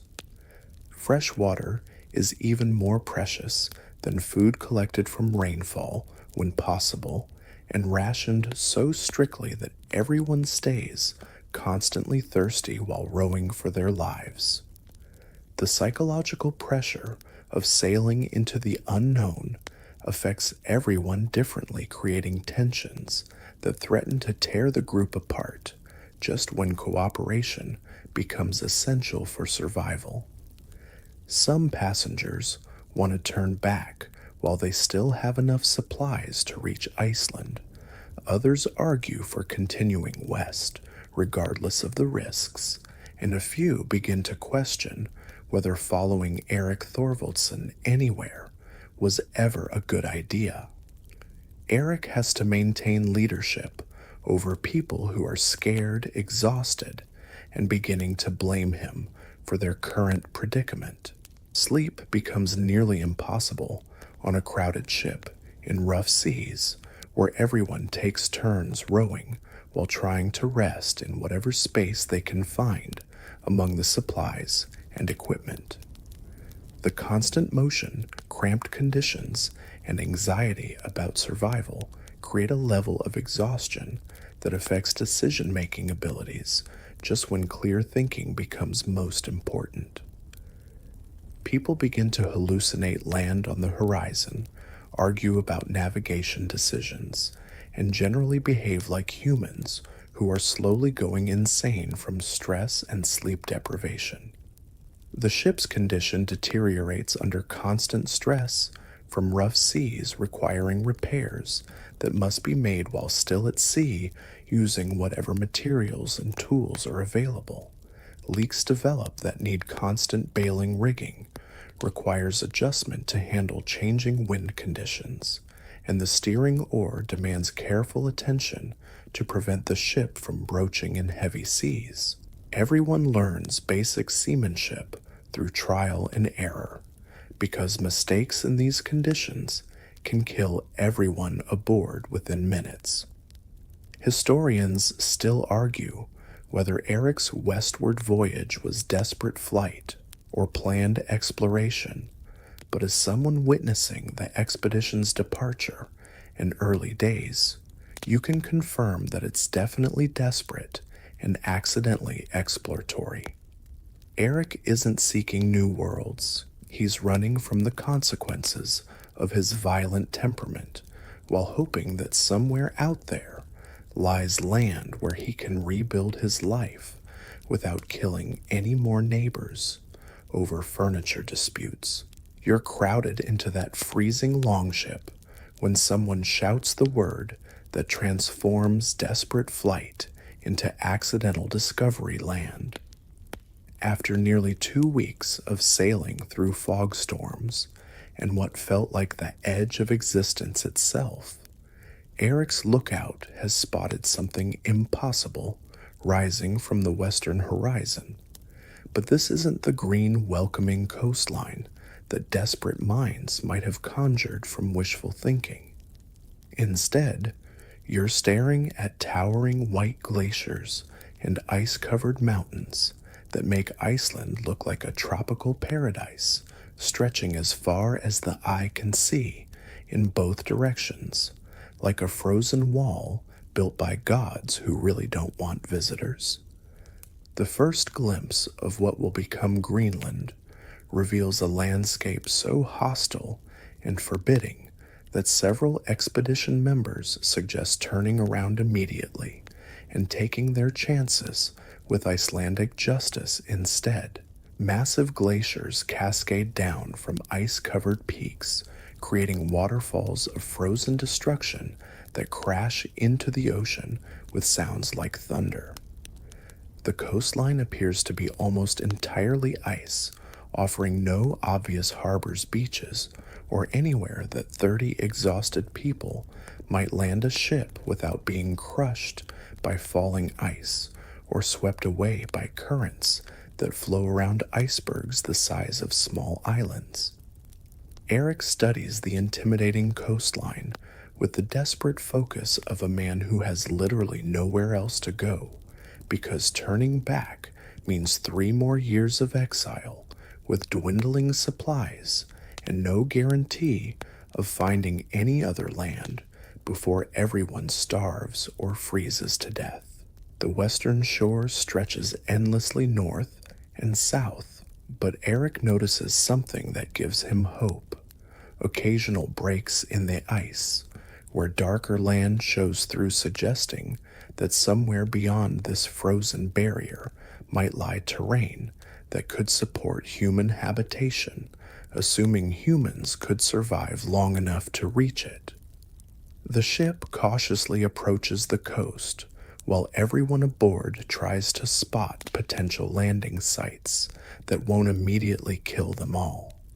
The water near shore is filled with icebergs that drift like massive silent predators capable of crushing their longship without effort.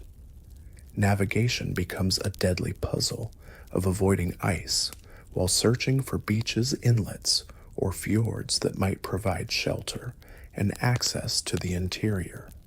The temperature drops noticeably as they near the glaciers, and everyone realizes that they've discovered a land where survival will require skills and endurance that they're not sure they possess. Finding a safe landing spot takes days of careful coastal exploration as Eric pilots the ship between icebergs while searching for beaches that aren't covered in impenetrable ice.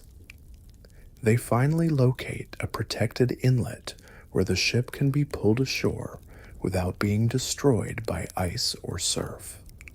The landing reveals ground that's partially frozen, but walkable, covered with vegetation that suggests this land might support life during whatever passes for summer in this frozen wasteland.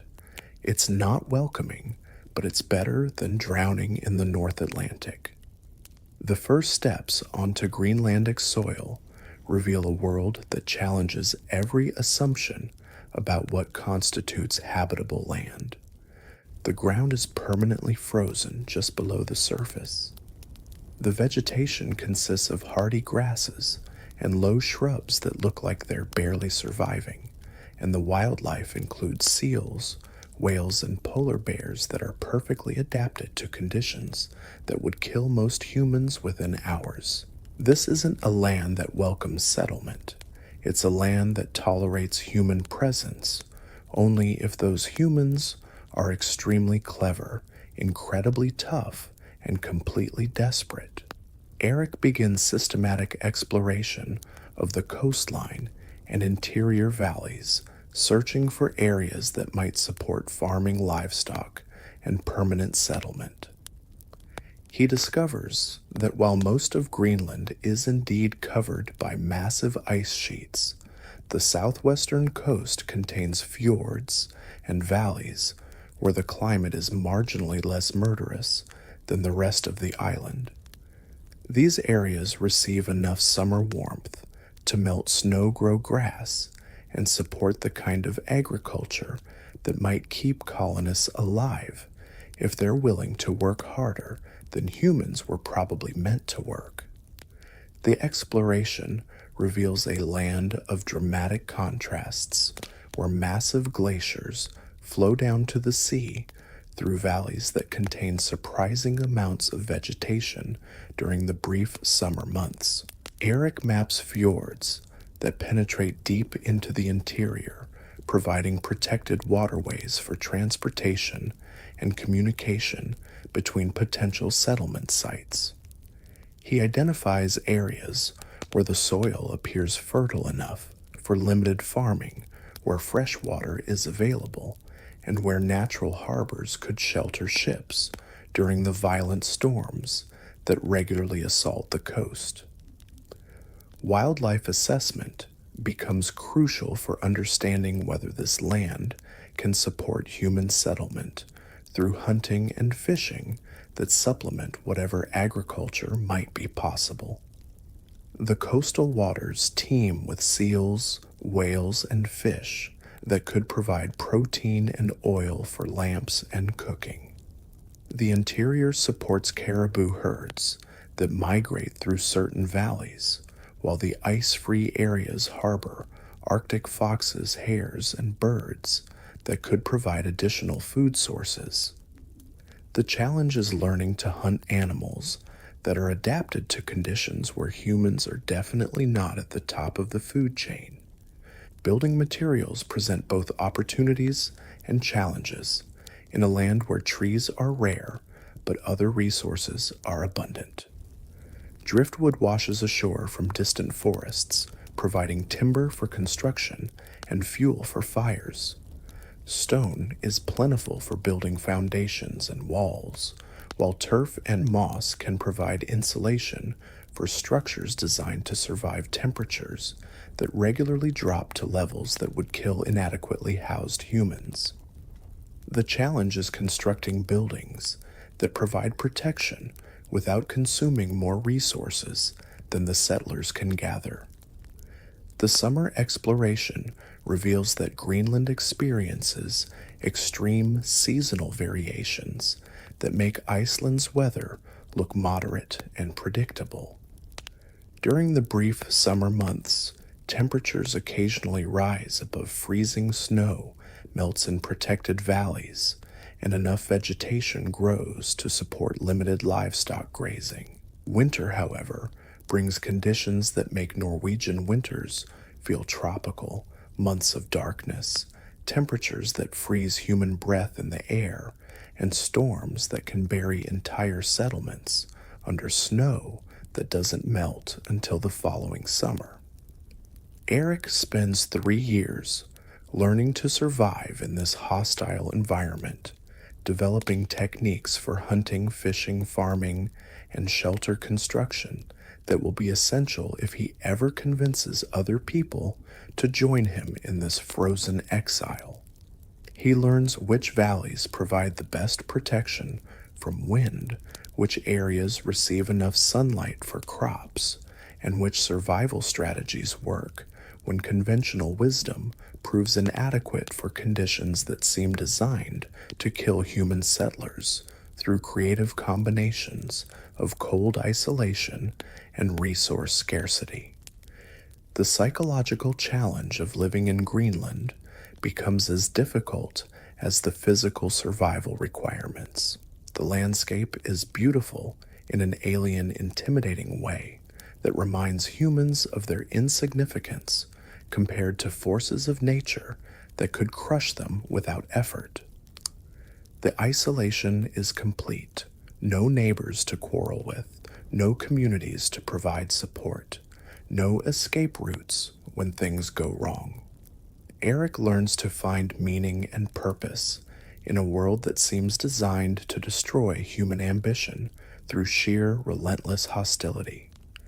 Historians still argue whether Eric's 3 years in Greenland were spent exploring or simply surviving, but as someone witnessing his experience, you can see that they involve both activities simultaneously in ways that transform desperate exile into inadvertent geographical discovery.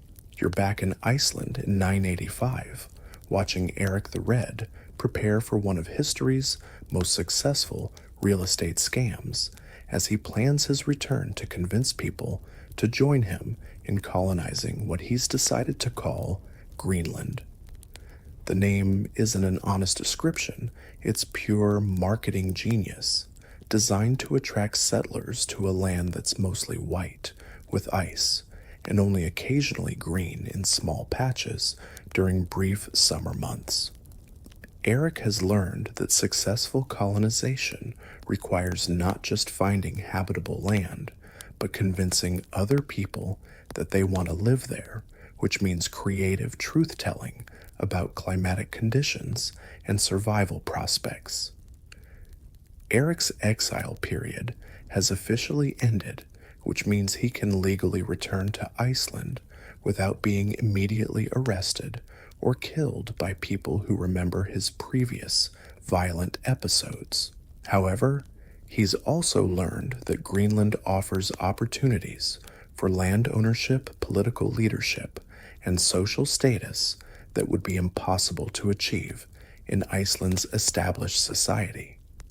The new land needs settlers, and Eric needs followers who will recognize him as their leader rather than just another violent neighbor with the anger management problems.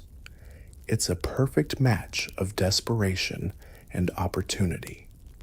The marketing campaign begins with carefully selected storytelling about Greenland's potential rather than its challenges, because Eric understands that successful recruitment requires emphasizing positive aspects while downplaying minor details like months of darkness, temperatures that kill exposed humans in minutes, and survival rates that would make insurance companies nervous.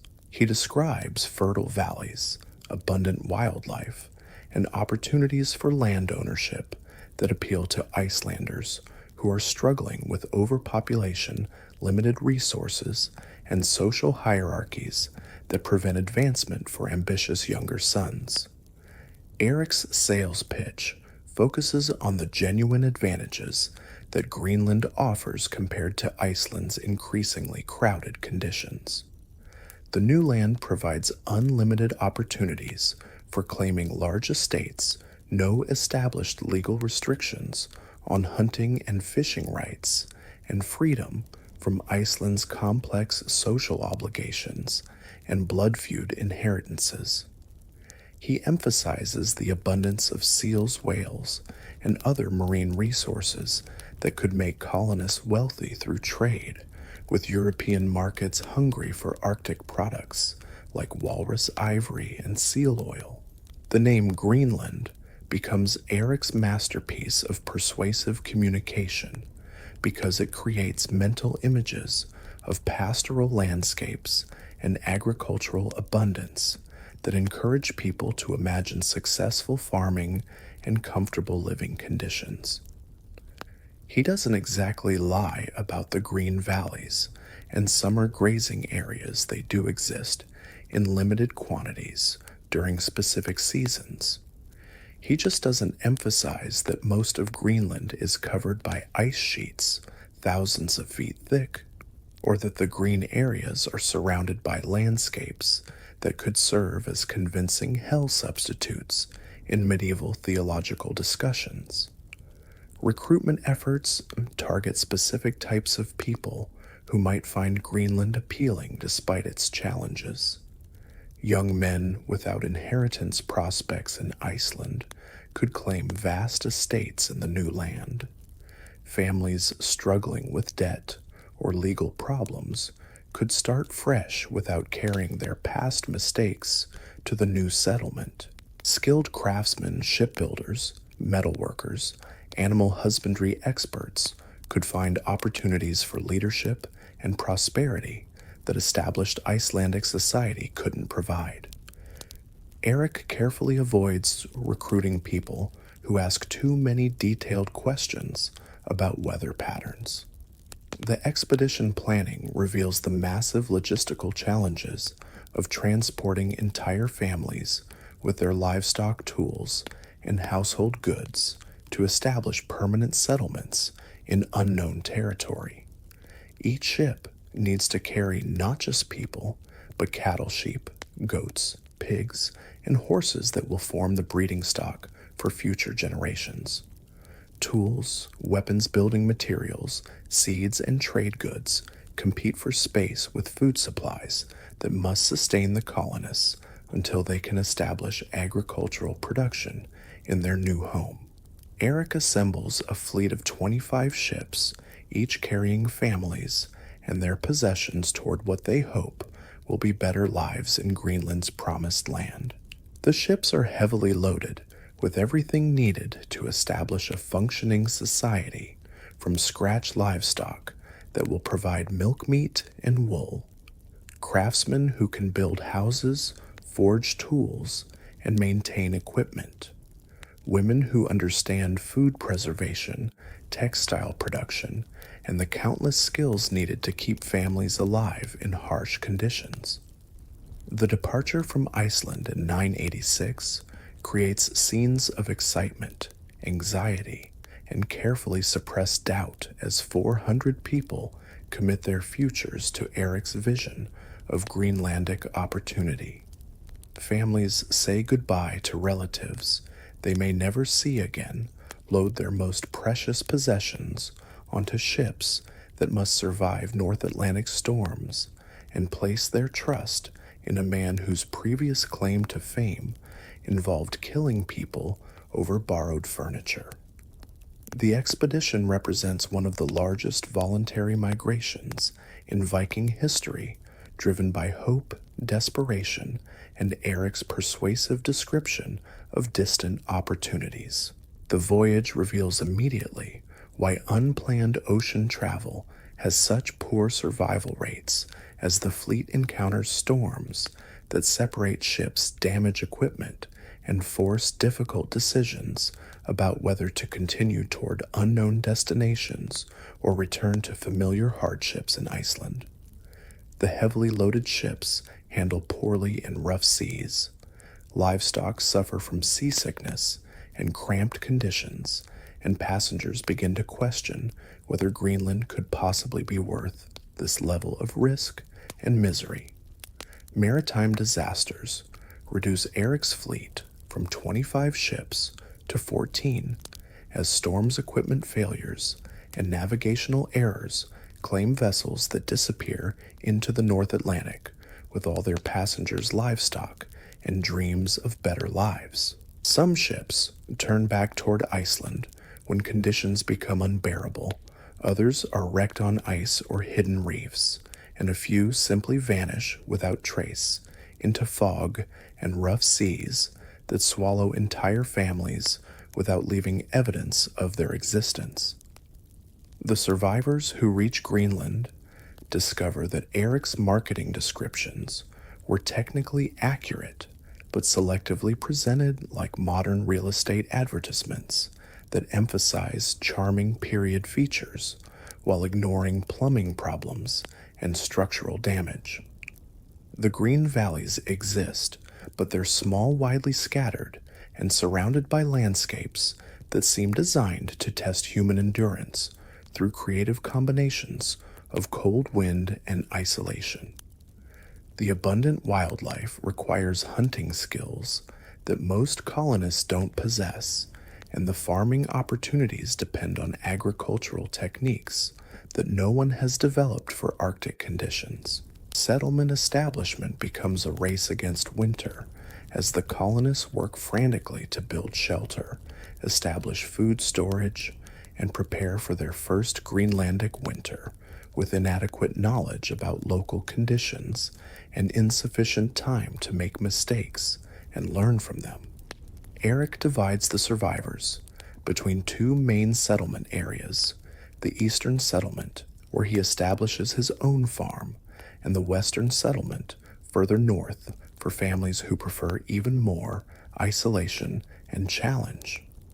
Historians still argue whether Eric's colonization of Greenland represents successful leadership or elaborate fraud, but as someone witnessing the recruitment and settlement process, you can see that it involves both careful planning and creative truth-telling in proportions that would make modern politicians envious of Eric's persuasive skills and ethical flexibility.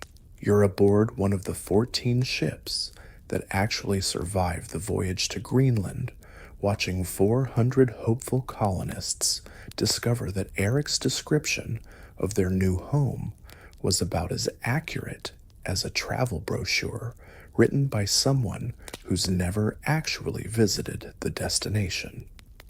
The survivors who make it to Greenland's coast are immediately confronted with the reality that successful marketing and successful settlement require entirely different skill sets, and Eric's expertise lies primarily in the former category. Welcome to one of history's most remote and challenging colonization attempts, where the margin for error is approximately zero and the learning curve might literally kill you. The Eastern Settlement, where Eric establishes his own headquarters at what will later be called Brattahlid, becomes the main population center for colonists who discover that settlement in Greenland means something very different from settlement anywhere else Vikings have attempted to live. The site offers some protection from the worst weather, access to marine resources, and enough arable land to support limited agriculture during the brief growing season. However, limited agriculture in Greenland means growing crops that would be considered emergency food supplies anywhere else in quantities that barely sustain survival, even when everything goes perfectly. Building construction becomes an immediate crisis as colonists realize that Greenlandic architecture must solve problems that don't exist in other climates. Houses need to provide protection from temperatures that regularly drop to 30 Celsius winds that can knock down inadequately anchored structures, and snow loads that can collapse roofs designed for milder conditions. The traditional Viking longhouse design requires modification for conditions where heating efficiency becomes a matter of life or death, and building materials must be scavenged from a landscape that provides stone and turf but very little timber. The agricultural calendar in Greenland operates on principles that challenge everything the colonists thought they knew about farming. The growing season lasts approximately 3 months, during which crops must germinate, grow mature, and be harvested before autumn frosts destroy everything. There's no room for experimentation crop failures or learning through trial and error, because mistakes mean starvation during the 8-month winter that follows. Barley becomes the primary crop, supplemented by hardy vegetables that can survive brief growing seasons and unpredictable weather. Livestock management requires techniques that no Viking farmer has ever needed to develop, because keeping animals alive through Greenlandic winters demands resources, planning, and constant attention that exceeds anything required in Scandinavia. Cattle sheep and goats must be fed hay throughout the winter months, which means producing and storing enormous quantities of fodder during the brief summer season.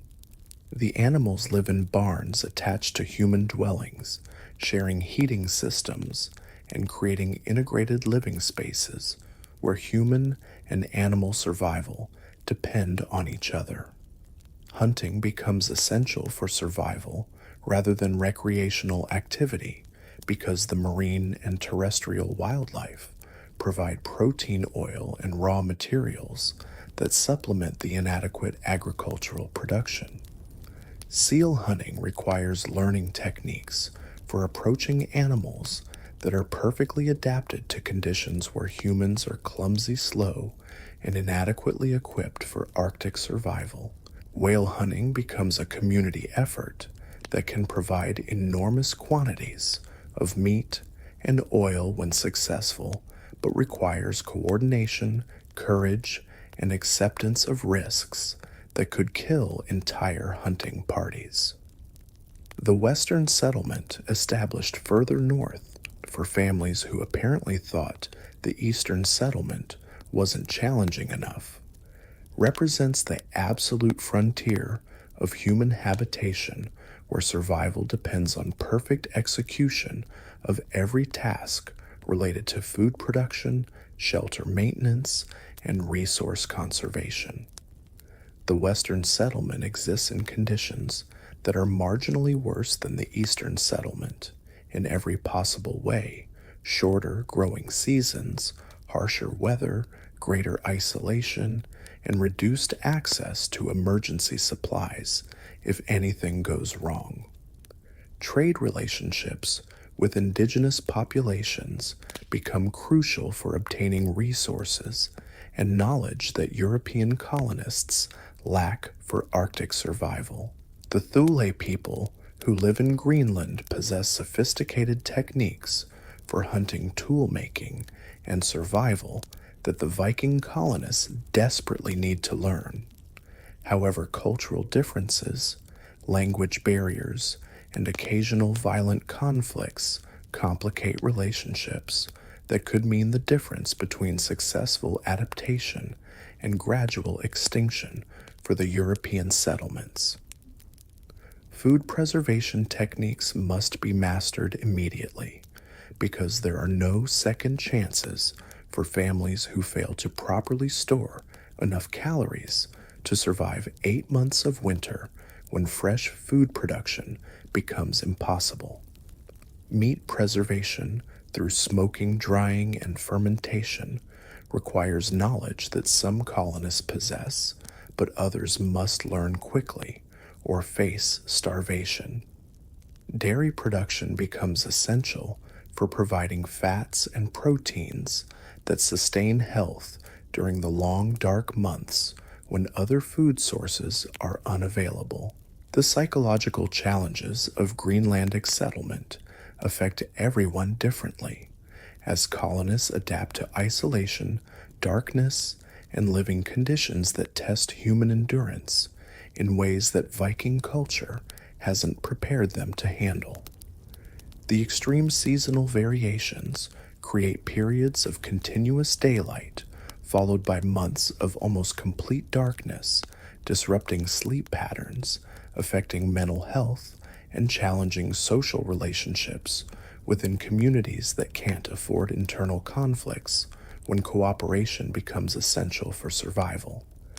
Resource scarcity forces difficult decisions about rationing, priority allocation, and community survival strategies that affect every aspect of daily life. Fuel for heating and cooking must be carefully conserved because insufficient warmth kills families during winter months.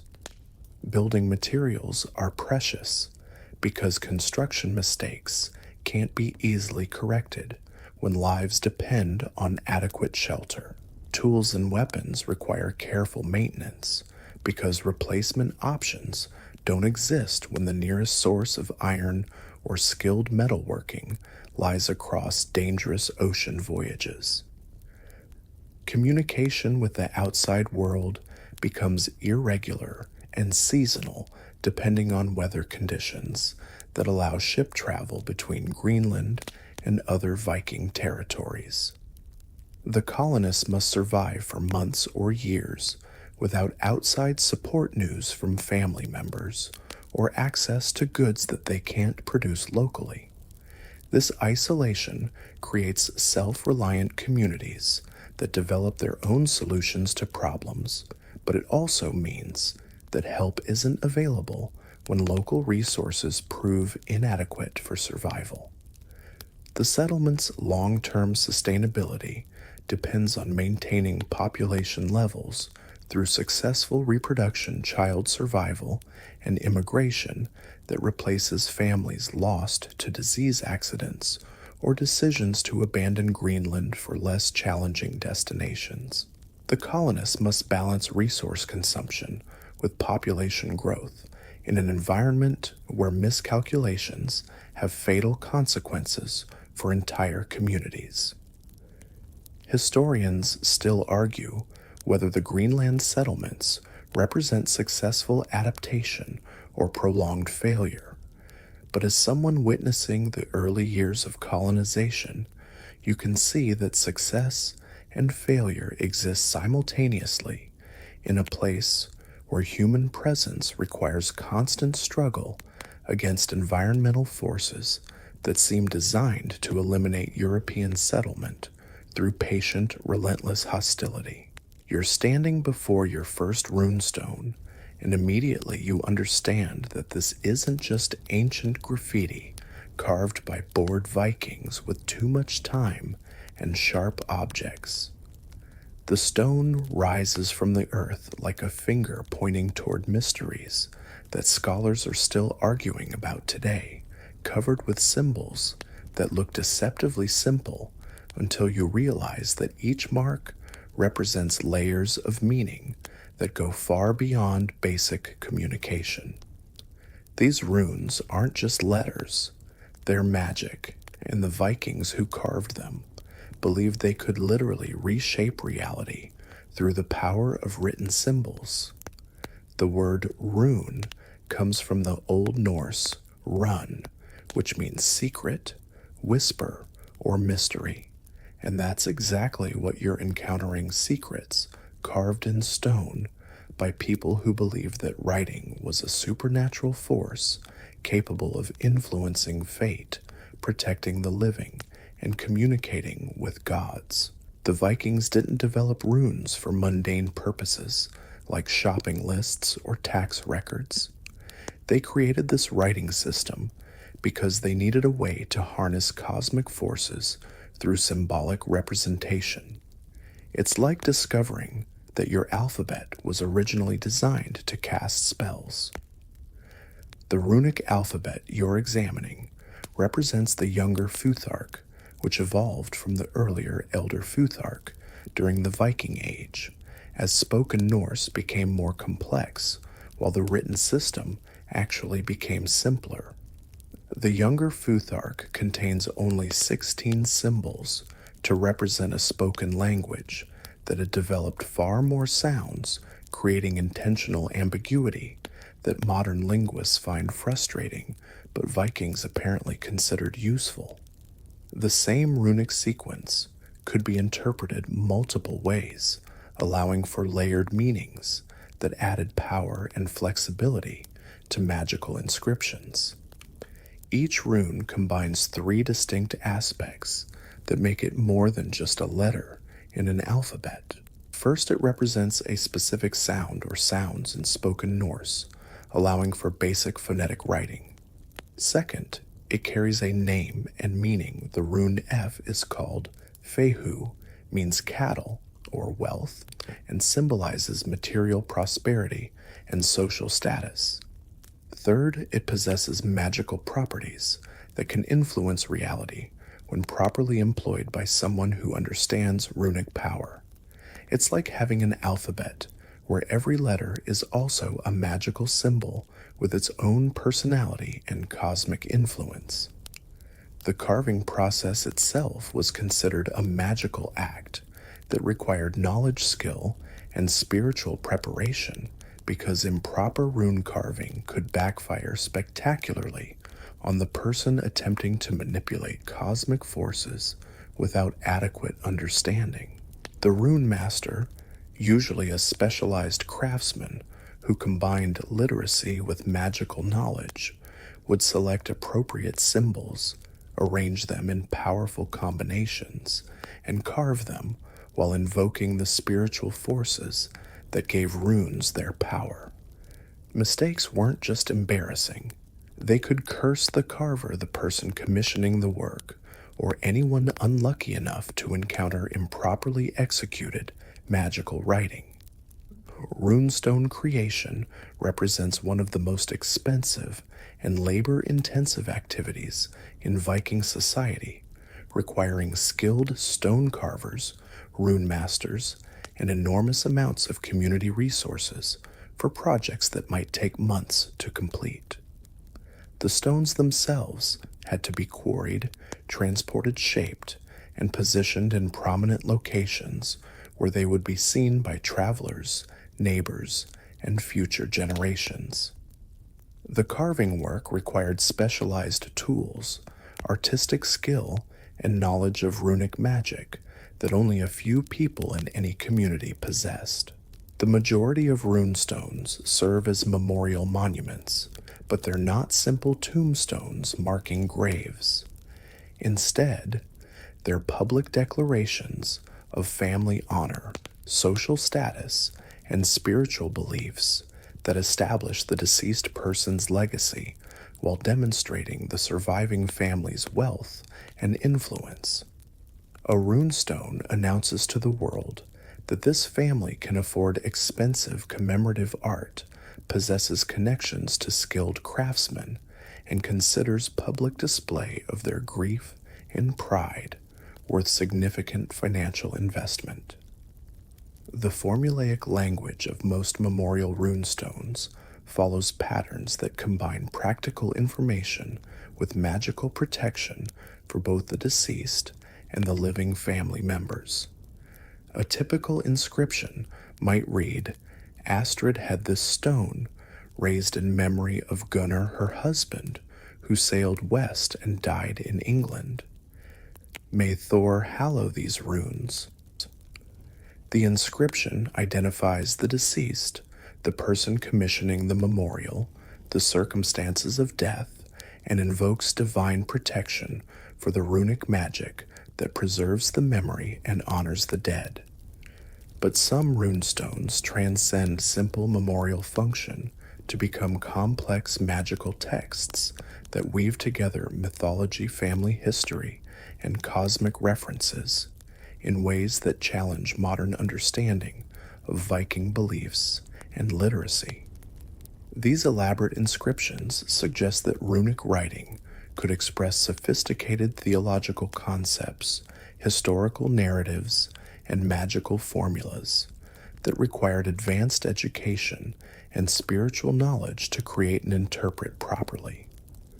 The geographic distribution of runestones reveals patterns of Viking expansion trade routes and cultural influence that extend far beyond Scandinavia into areas where Norse communities established permanent settlements or temporary bases. Runestones appear in Iceland, Greenland, the British Isles, Eastern Europe, and even North America if you believe certain controversial archaeological interpretations.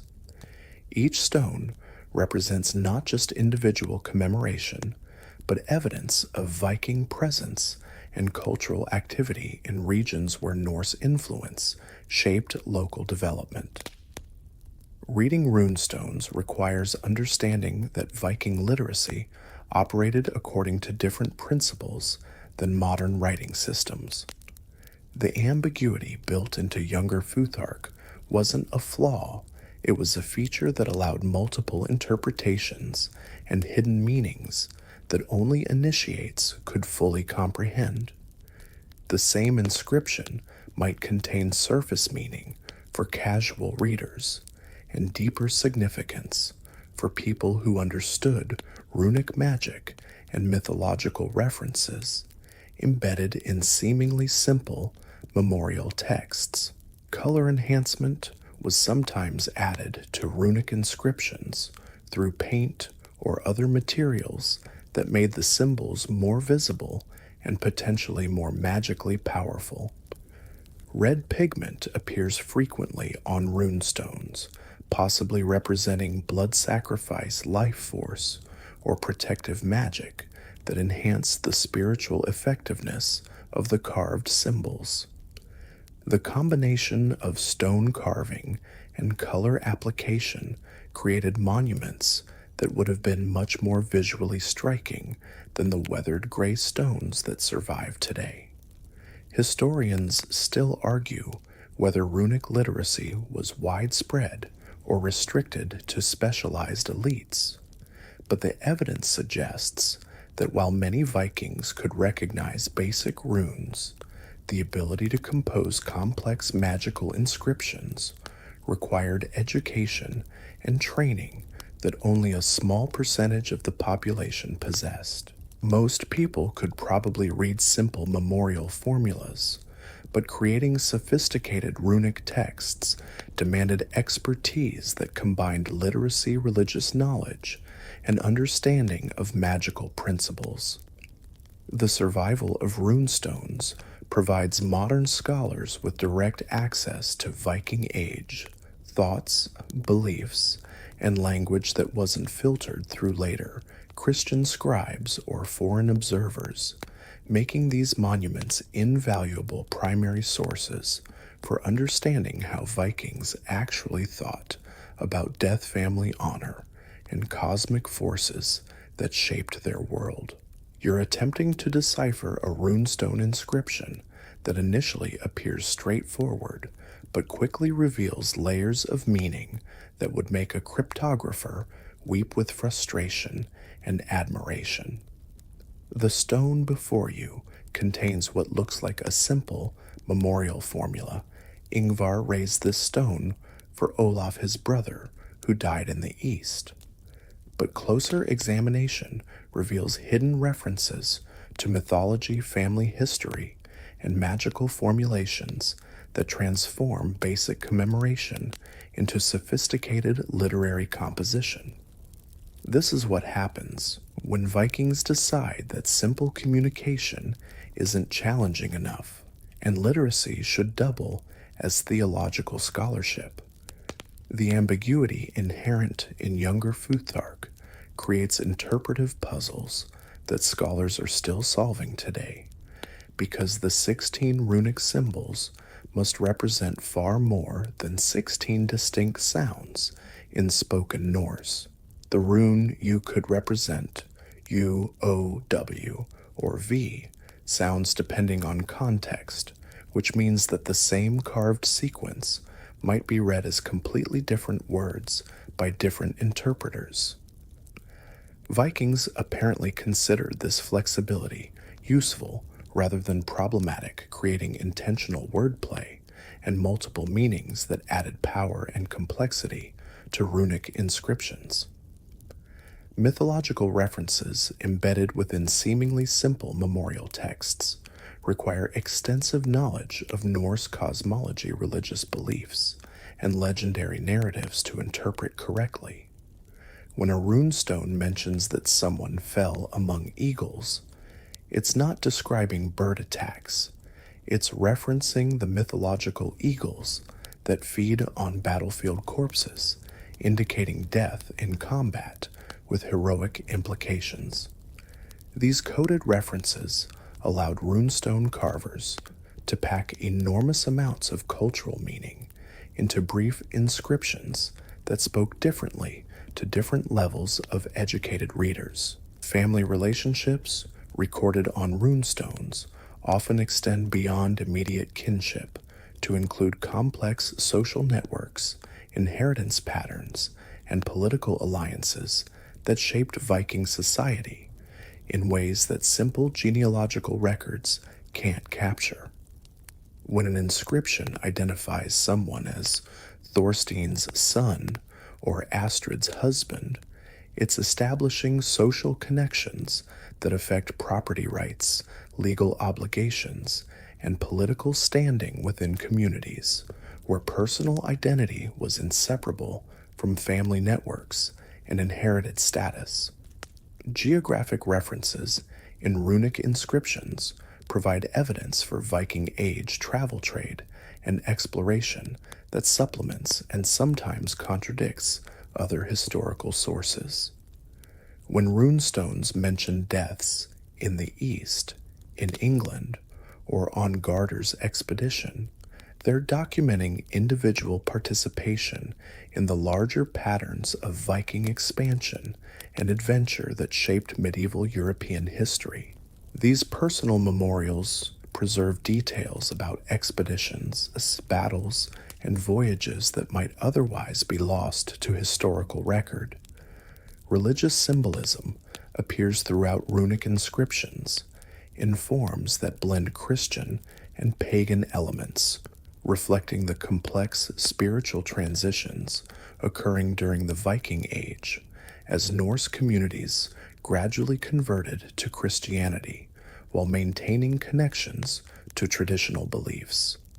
Some runestones invoke Thor's protection for the runic magic, others reference Christ's blessing, and many combine both traditions in ways that suggest religious syncretism rather than simple replacement of old beliefs with new ones.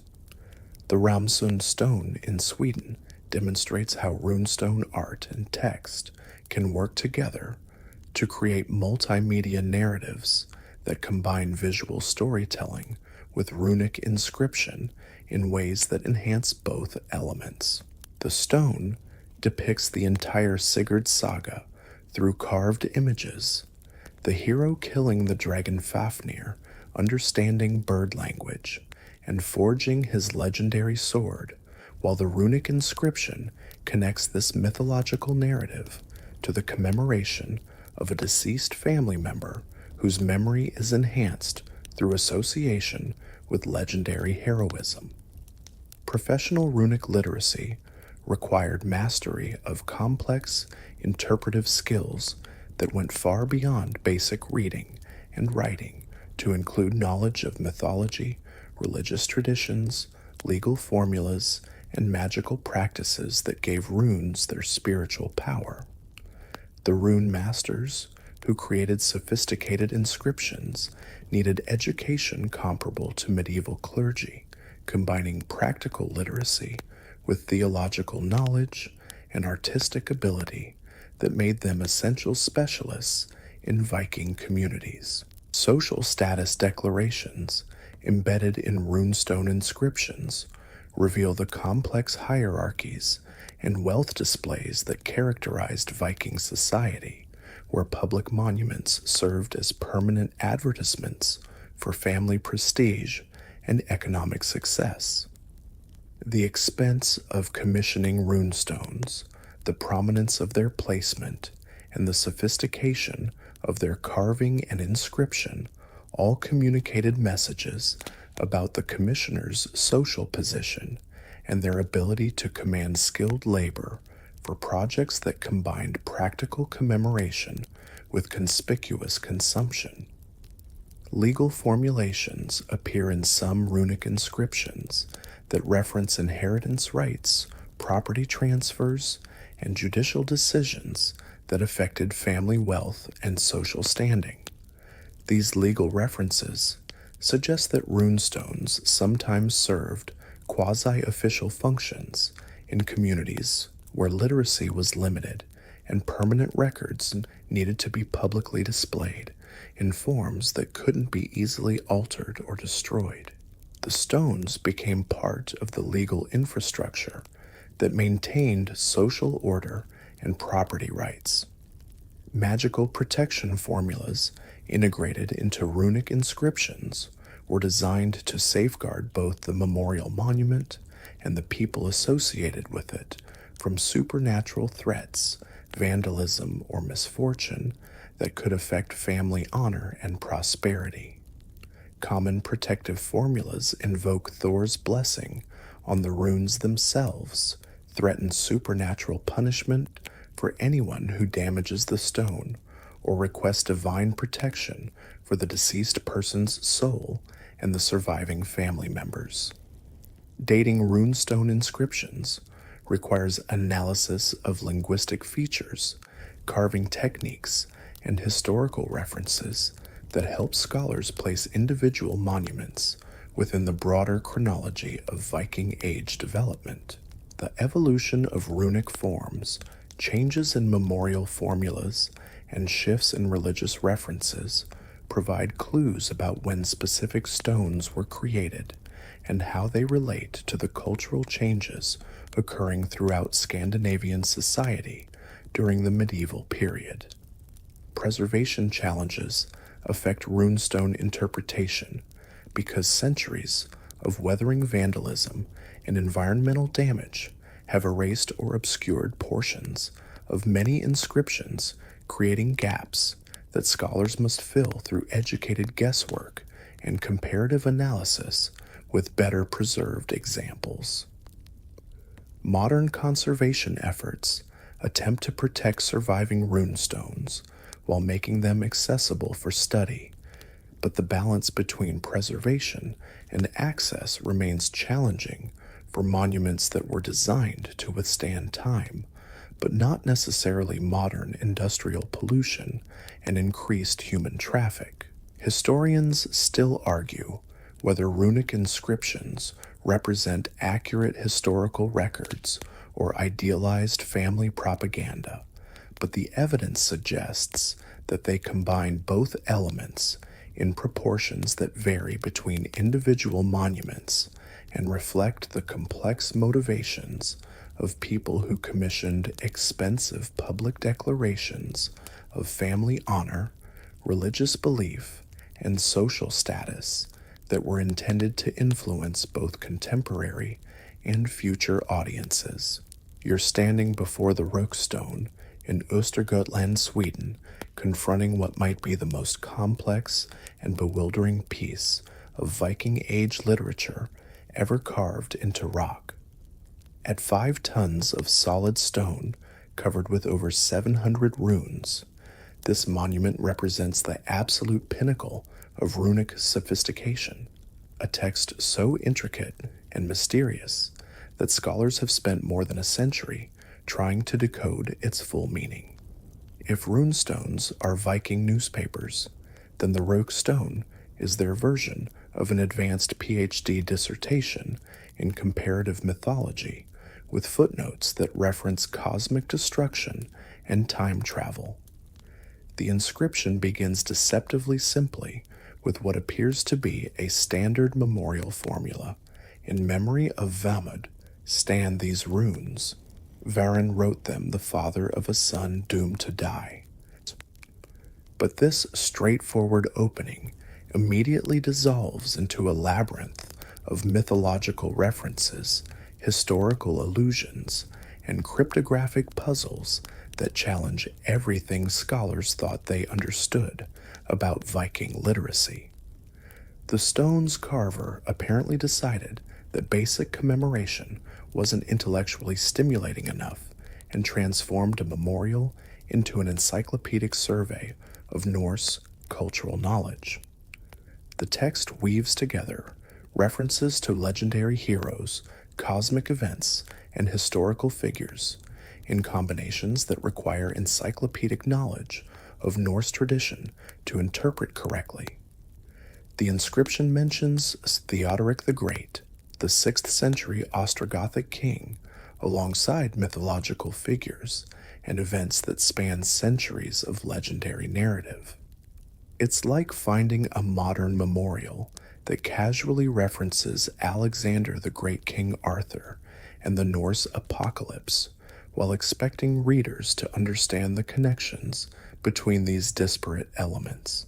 Cryptographic elements within the inscription suggest that the Rokstone's carver possessed advanced knowledge of runic codes and alternative writing systems that go far beyond standard memorial formulas. Some passages use cipher runes that substitute symbols for standard letters, creating puzzles that must be solved before the text can be read normally. Other sections employ retrograde writing that reads backward or alternate between different runic systems within the same inscription, creating interpretive challenges that would impress modern code breakers. The stone's most enigmatic passages reference cosmic cycles and apocalyptic events that seem to blend Norse mythology with astronomical observations in ways that suggest sophisticated understanding of celestial mechanics and mythological symbolism. One section asks, "Who made this remarkable journey to the goddess?" while another references the Great Winter and events that seem to describe both historical catastrophes and mythological predictions about the end of the world. Historical references embedded within the mythological framework include mentions of battles, kings, and events that scholars are still trying to identify and contextualize within the broader narrative of Viking Age politics and warfare.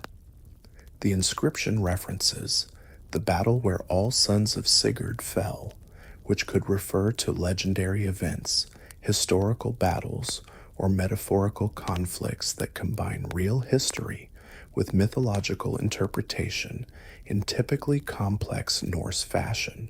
The stone's geographical references span vast distances and time periods, mentioning events and locations from across the Germanic world in ways that suggest either extensive scholarly knowledge or access to literary traditions that preserved detailed information about distant peoples and ancient events. These references demonstrate the interconnectedness of early medieval European cultures and the sophisticated information networks that allowed Viking communities to maintain awareness of distant political and military developments. Astronomical content within the inscription has led some scholars to propose that the Rookstone contains references to specific celestial events, eclipses, comets, or planetary alignments that could provide precise dating for the monument's creation.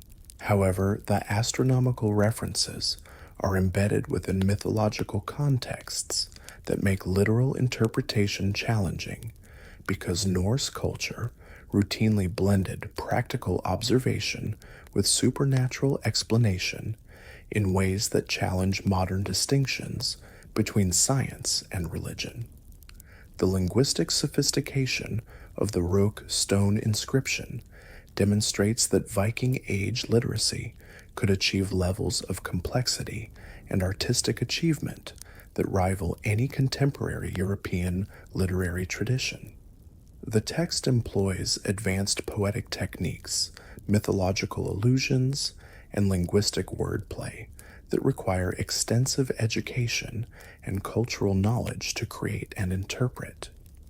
This challenges assumptions about Viking intellectual capabilities and suggests that runic literacy supported sophisticated literary culture. Religious elements within the inscription blend pagan and possibly early Christian references in ways that reflect the complex spiritual transitions occurring during the Viking Age, as Scandinavian communities encountered new religious traditions while maintaining connections to ancestral beliefs. The stone's references to cosmic destruction and renewal could reflect either traditional Norse eschatology or Christian apocalyptic thinking, or some synthesis of both traditions. The monument's physical characteristics, its enormous size, prominent placement, and elaborate carving suggest that it was commissioned by someone with substantial wealth and social influence who wanted to create a permanent display of intellectual sophistication and cultural knowledge. The Rook stone represents conspicuous consumption of literacy. demonstrating that the commissioner could afford to hire the most skilled rune master available and commission the most complex inscription possible. Modern interpretive efforts have proposed numerous theories about the stone's meaning, ranging from commemorations of historical events to astronomical calendars to mythological encyclopedias designed to preserve cultural knowledge for future generations. Recent scholarship suggests that the inscription might reference climate catastrophes and social upheavals that affected 6th century Scandinavia, using mythological framework to discuss real environmental and political crises. The preservation challenges facing the Røk stone reflect broader problems affecting runestone conservation, as centuries of weathering have obscured portions of the inscription, while modern environmental pressures threaten further deterioration. Current conservation efforts attempt to protect the stone while maintaining public access for scholars and visitors who continue to study this remarkable example of Viking intellectual achievement. Historians still argue whether the Røk stone represents typical or exceptional runic literacy, but its complexity and sophistication demonstrate that Viking culture supported intellectual traditions and literary achievements that challenge stereotypical assumptions about medieval Scandinavian society and suggest that runic literacy could achieve artistic and scholarly heights that rival any contemporary European literary tradition. You're examining what might be the most controversial piece of stone in American archaeology, the Kensington runestone discovered in 1898 by a Swedish-American farmer in Minnesota who claimed it had been wrapped in tree roots that proved its ancient origins. The stone bears a runic inscription allegedly left by Norse explorers in 1362 centuries before Columbus, but it's also sparked as one of the most heated debates in archaeological history. Some scholars insist it's proof that Vikings reached the American heartland. Others denounce it as an elaborate hoax created by Scandinavian immigrants who wanted to claim their ancestors discovered America first. The inscription on the Kensington stone tells a dramatic story. 8 Swedes and 22 Norwegians on an exploration journey from Vinland through the west. We camped by 2 skerries, 1 day's journey north from this stone. We were out fishing one day.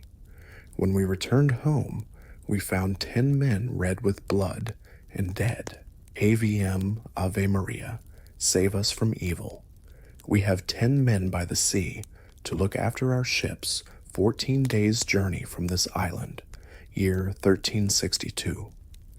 It's either the most important archaeological discovery in American history or the most elaborate practical joke ever perpetrated on the scholarly community. The stone's discovery circumstances raise immediate suspicions among skeptical archaeologists who note that genuine medieval artifacts rarely appear in farmers' fields with convenient backstories about tree roots and mysterious origins. Olof Oman, the Swedish immigrant who found the stone, claimed it was entangled in the roots of a large tree that he was clearing from his land, but critics point out that tree ring analysis doesn't support the age claims, and that the discovery location seems remarkably convenient for someone seeking to establish Scandinavian priority in American exploration.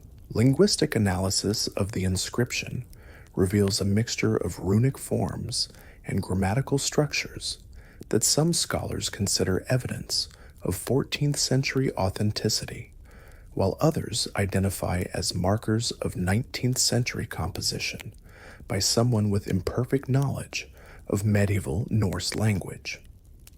The runes themselves combine elements from different historical periods and regional traditions in ways that could indicate either authentic medieval usage or modern compilation from multiple sources by a forger with access to runic scholarship but incomplete understanding of historical development.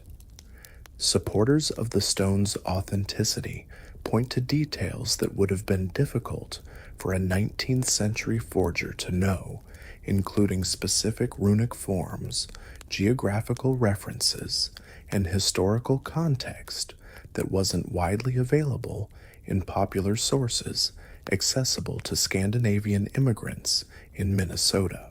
They argue that certain linguistic features and carving techniques demonstrate knowledge that could only have come from genuine medieval sources or authentic tradition preserved within Scandinavian communities. Critics emphasize anachronisms and errors in the inscription that suggest modern composition by someone familiar with runic writing but unfamiliar with medieval Norse language conventions, historical geography, and authentic carving techniques. They point to runic forms that weren't used in the 14th century grammatical structures that reflect modern Scandinavian languages, rather than medieval Norse and historical references that combine different time periods in ways that suggest compilation from multiple sources rather than contemporary composition. The geological analysis of the stone itself provides ambiguous evidence that both supporters and critics interpret to support their positions. Some geologists argue that the weathering patterns on the carved surfaces indicate centuries of exposure to Minnesota weather conditions, while others maintain that the stone shows evidence of recent carving with artificial aging techniques that could simulate long-term weathering. The debate extends to analysis of lichen growth, surface patination, and microscopic examination of tool marks. Historical context for the supposed 1362 expedition requires explaining how Norse explorers could have traveled from established settlements in Greenland and Vinland to the American interior during a period when those settlements were already declining due to climate change and increasing isolation from Europe.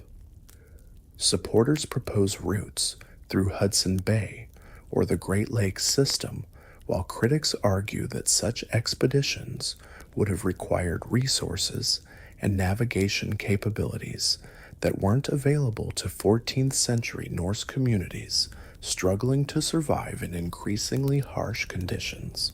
Archaeological evidence for Norse presence in North America is limited to the well-documented settlement at Longhouse Meadows in Newfoundland, which dates to approximately 1000 CE and provides clear proof that Vikings did reach North America centuries before Columbus.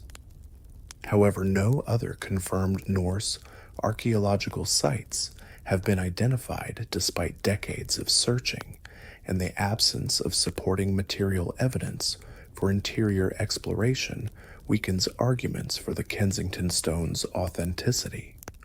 The cultural context surrounding the stone's discovery reflects the broader phenomenon of 19th century ethnic pride and competition for historical priority that motivated various immigrant communities to claim their ancestors' contributions to American history. Scandinavian Americans faced discrimination and cultural marginalization that could have motivated creation of evidence supporting their historical importance, while the contemporary popularity of romantic Viking imagery provided cultural framework for such claims. Modern forensic techniques applied to the Kensington stone include detailed photographic analysis, microscopic examination of carving techniques, chemical analysis of surface treatments, and computerized comparison with authentic medieval runic inscriptions. These studies have produced results that continue to fuel debate rather than resolving it with different analytical approaches, yielding evidence that supports various interpretive positions. The ongoing controversy reflects broader issues in archaeological methodology, including the challenges of authentication when dealing with isolated artifacts without clear archaeological context, the problems of distinguishing genuine antiquities from sophisticated forgeries, and the difficulty of maintaining scientific objectivity when dealing with discoveries that carry significant cultural and political implications for modern communities. Alternative theories about the stone's origins range from genuine medieval artifact to 19th century hoax to modern educational project that escaped its creator's control and developed its own mythology. Some scholars propose that the stone might be authentic, but misdated, representing earlier or later Norse activity than the inscription claims, while others suggest that it could be a legitimate medieval runestone that was transported to Minnesota in modern times and discovered under fabricated circumstances. Historians still argue whether the Kensington runestone represents proof of extensive Norse exploration in North America, or evidence of the lengths to which immigrant communities would go to establish their historical importance. But the debate itself has become part of American folklore and continues to attract both serious scholarly attention and popular fascination with the possibility that Vikings explored far deeper into the American continent than previously documented. You step across the threshold from the world of thralls and violent exiles into the elevated realm of Viking high society, where you discover that the wife of a powerful jarl lives in a universe so different from the one you've been experiencing that it might as well be located on a different planet.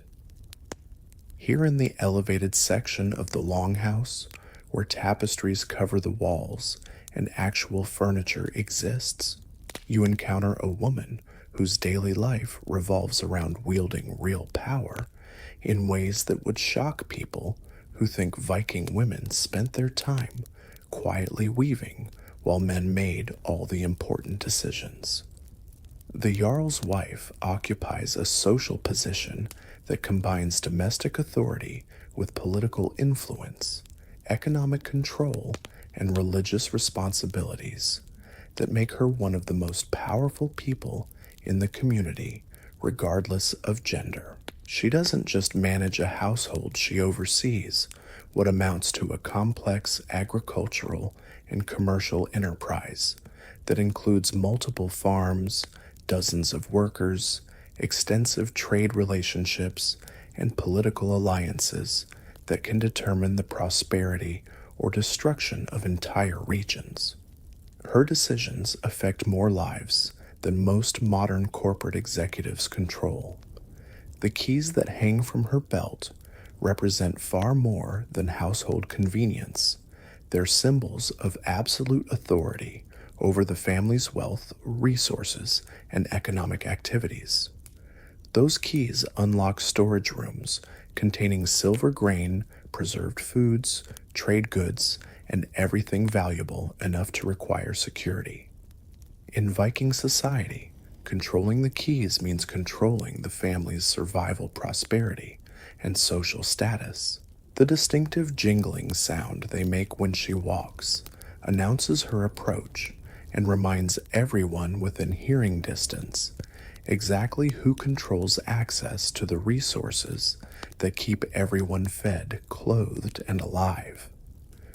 Her morning routine begins with decisions that affect dozens of people as she assigns tasks to thralls, free workers, and family members according to seasonal needs, available resources, and long-term planning that requires understanding agriculture, animal husbandry, trade economics, and weather patterns. She determines who works where, what gets priority attention, and how resources are allocated among competing needs. It's like being the CEO of a medieval conglomerate that operates farms, textile production, food processing, and international trade from a single headquarters.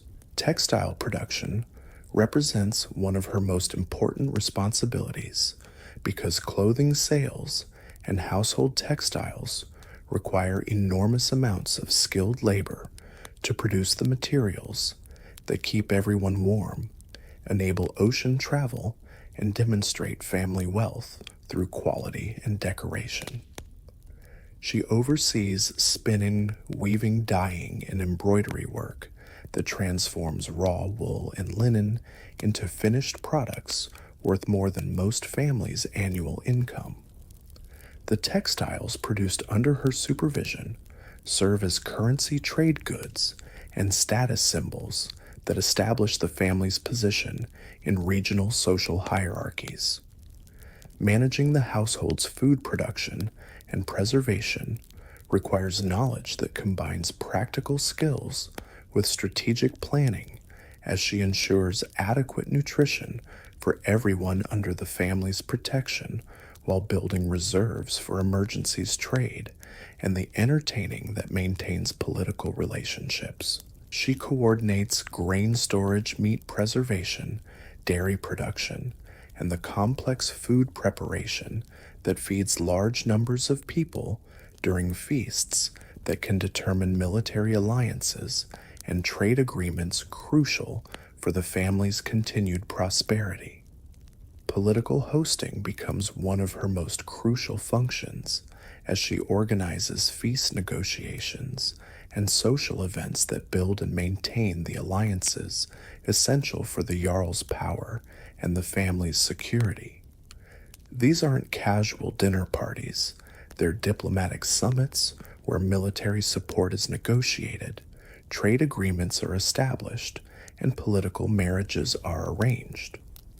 Her ability to provide impressive hospitality directly affects her husband's political standing and the family's survival in a world where enemies can destroy everything they've built. The supervision of thralls and free workers requires understanding psychology, economics, and management techniques that keep large numbers of people working efficiently while maintaining the social order that sustains the family's dominance. She must balance providing adequate resources to keep workers healthy and productive against conserving wealth for other priorities while managing the complex social dynamics that arise when free and enslaved people work together under her authority. Religious responsibilities include maintaining household shrines, organizing seasonal celebrations, and preserving the ritual knowledge that connects the family to divine protection and community traditions. She serves as intermediary between the household and supernatural forces that influence everything from weather to warfare, performing ceremonies and maintaining spiritual practices that protect the family's prosperity and honor. Her religious authority makes her a spiritual leader whose influence extends far beyond domestic management. Economic decision-making involves evaluating trade opportunities, managing investments in livestock and land, and making financial choices that affect the family's long-term wealth and security. She participates in negotiations with merchants, assesses the value of goods and services, and makes spending decisions that can determine whether the family prospers or declines in an economy where miscalculation can lead to bankruptcy, social downfall, and vulnerability to enemies seeking to exploit weakness. Her influence extends into legal matters, as she participates in dispute resolution, provides testimony in court cases, and helps negotiate settlements that affect family honor and financial interests. Viking law recognizes women's rights to own property, initiate divorce, and participate in legal proceedings in ways that give her substantial authority over matters that affect not just her immediate family, but the broader community's stability and prosperity. Education of children becomes her responsibility as she ensures that daughters learn the complex skills needed to manage their own households, while sons acquire the knowledge necessary for leadership, trade, and military service. She provides instruction in practical skills, cultural knowledge, and social responsibilities that prepare the next generation to maintain the family's status and influence in an extremely competitive society where inadequate preparation leads to downfall. International connections developed through marriage alliances, trade relationships, and political negotiations make her a crucial participant in the networks that connect Viking communities across vast distances and enable the exchange of goods, information, and military support that sustains prosperity and security for her family and their allies. Historians still argue whether elite Viking women possessed genuine authority or merely reflected their husband's power. But as someone observing the Jarl's wife's daily activities, you can see that she exercises real control over resources, people, and decisions that shape the lives of everyone around her in ways that would be impressive in any historical period. You watch the Jarl's wife conduct the morning ritual that announces her authority to everyone within sight, and hearing the ceremonial checking of locks, supervision of storage areas, and distribution of resources that demonstrates her absolute control over the family's wealth and survival. Those keys at her belt aren't just practical tools, they're the symbols of economic power that make her one of the most influential people in Viking society, regardless of the fact that she'll never swing a sword in battle or sail on raids to distant lands. Her power is quieter, but more fundamental. She controls the resources that make everything else possible.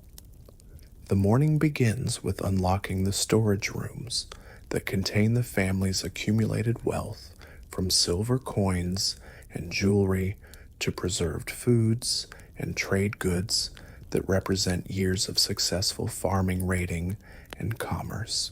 Each key opens a different aspect of the family's prosperity grain stores that determine whether everyone survives the winter textile supplies that demonstrate wealth and enable trade precious metals that can purchase military support or political alliances, and the countless valuable items that separate wealthy Vikings from those who struggle merely to survive.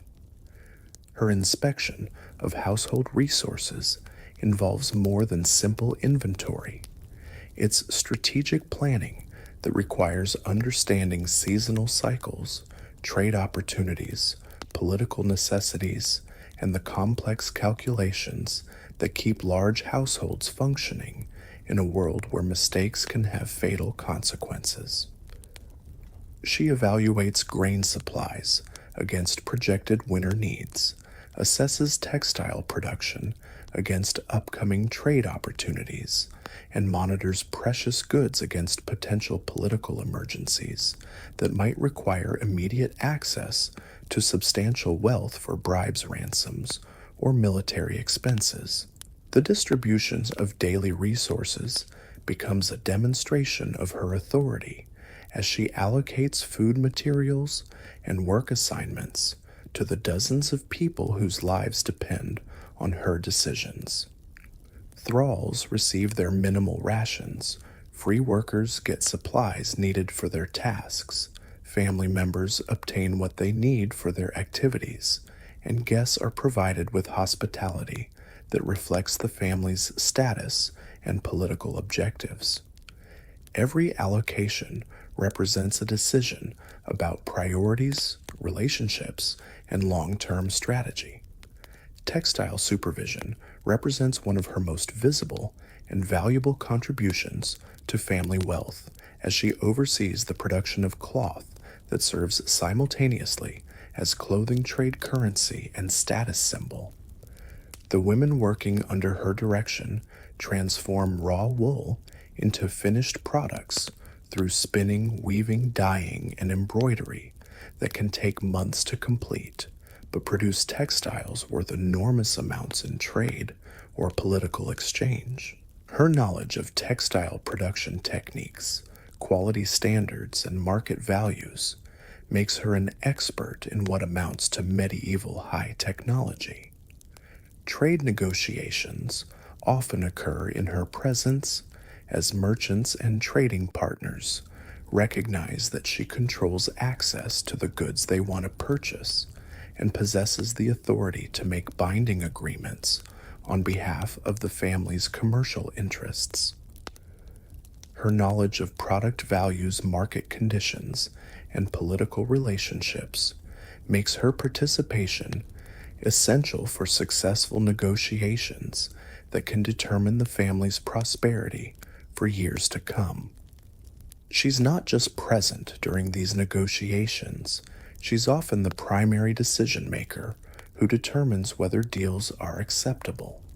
Political entertaining requires her to organize feasts and social events that serve as diplomatic summits where military alliances are forged, trade agreements are established, and political marriages are negotiated.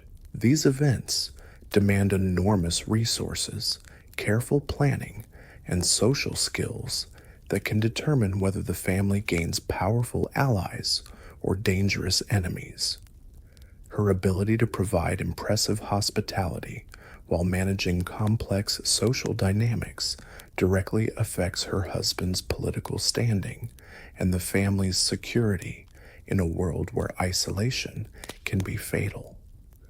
Marriage arrangements for children become one of her most important responsibilities as she negotiates alliances that will affect the family's political position, economic prospects, and social status for generations. Viking marriages aren't romantic choices, they're strategic partnerships that connect families, transfer wealth, and establish obligations that can determine survival during political crises or military conflicts. Her knowledge of other families' resources, reputations, and political alignments makes her essential for arranging marriages that strengthen rather than weaken the family's position. Legal authority extends her influence into dispute resolution and court proceedings, where her testimony, property rights, and social standing can affect the outcomes of cases that involve substantial wealth or family honor. Viking law recognizes women's rights to own property, initiate legal proceedings, and participate in judicial decisions in ways that give her real power over matters that affect not just her immediate family, but the broader community's stability and justice. Property management involves overseeing multiple farms, workshops, and commercial enterprises that generate the wealth supporting the family's lifestyle and political activities. She coordinates agricultural production, supervises craftsmen, manages livestock breeding programs, and makes investment decisions that can increase or destroy the family's prosperity. Her understanding of land management, animal husbandry, and economic planning makes her responsible for maintaining and expanding the foundation of the family's power. Religious leadership connects her to spiritual traditions and ceremonial responsibilities that link the family to divine protection and community customs. She maintains household shrines, organizes seasonal celebrations, and preserves ritual knowledge that protects the family's prosperity and honor. Her religious authority makes her a spiritual intermediary, whose influence extends beyond domestic management into the supernatural realm that Vikings believe affects everything from weather to warfare. International networks developed through trade relationships, political alliances, and family connections make her a crucial participant in the communication systems that connect Viking communities across vast distances and enable the exchange of information goods and support that sustains prosperity and security. Her correspondence negotiations and personal relationships help maintain the complex web of connections that protect the family's interests and provide opportunities for advancement. Education responsibilities include preparing daughters for their future roles as household managers and political players, while ensuring that sons acquire the knowledge needed for leadership, trade, and military service. She provides instruction in practical skills, cultural knowledge, and social understanding that prepares the next generation to maintain the family's status and influence in an extremely competitive society where inadequate preparation leads to downfall and disgrace. The evening routine brings the day full circle as she secures the household's resources, evaluates the day's accomplishments, and plans tomorrow's activities, while the keys at her belt remind everyone that she controls the wealth and resources that make their lives possible. Her authority isn't just symbolic, it's practical, essential, and fundamental to the survival and prosperity of everyone under the family's protection. As the soft background hum of the longhouse settles into evening quiet and the fire burns lower in the hearth, you realize you've witnessed the full spectrum of Viking society, from the powerless thrall sleeping in the straw to the powerful woman whose keys unlock the treasures that shape kingdoms. The gentle flicker of firelight on stone walls whispers stories of human resilience, ambition, and the eternal dance between survival and power that defined an age when the strong ruled and the weak endured. And sometimes, when the circumstances aligned just right, when exile became discovery and violence became history, the world itself expanded to embrace new possibilities that no one could have imagined. Rest now and let these ancient voices fade into the gentle darkness where all stories eventually find their peace.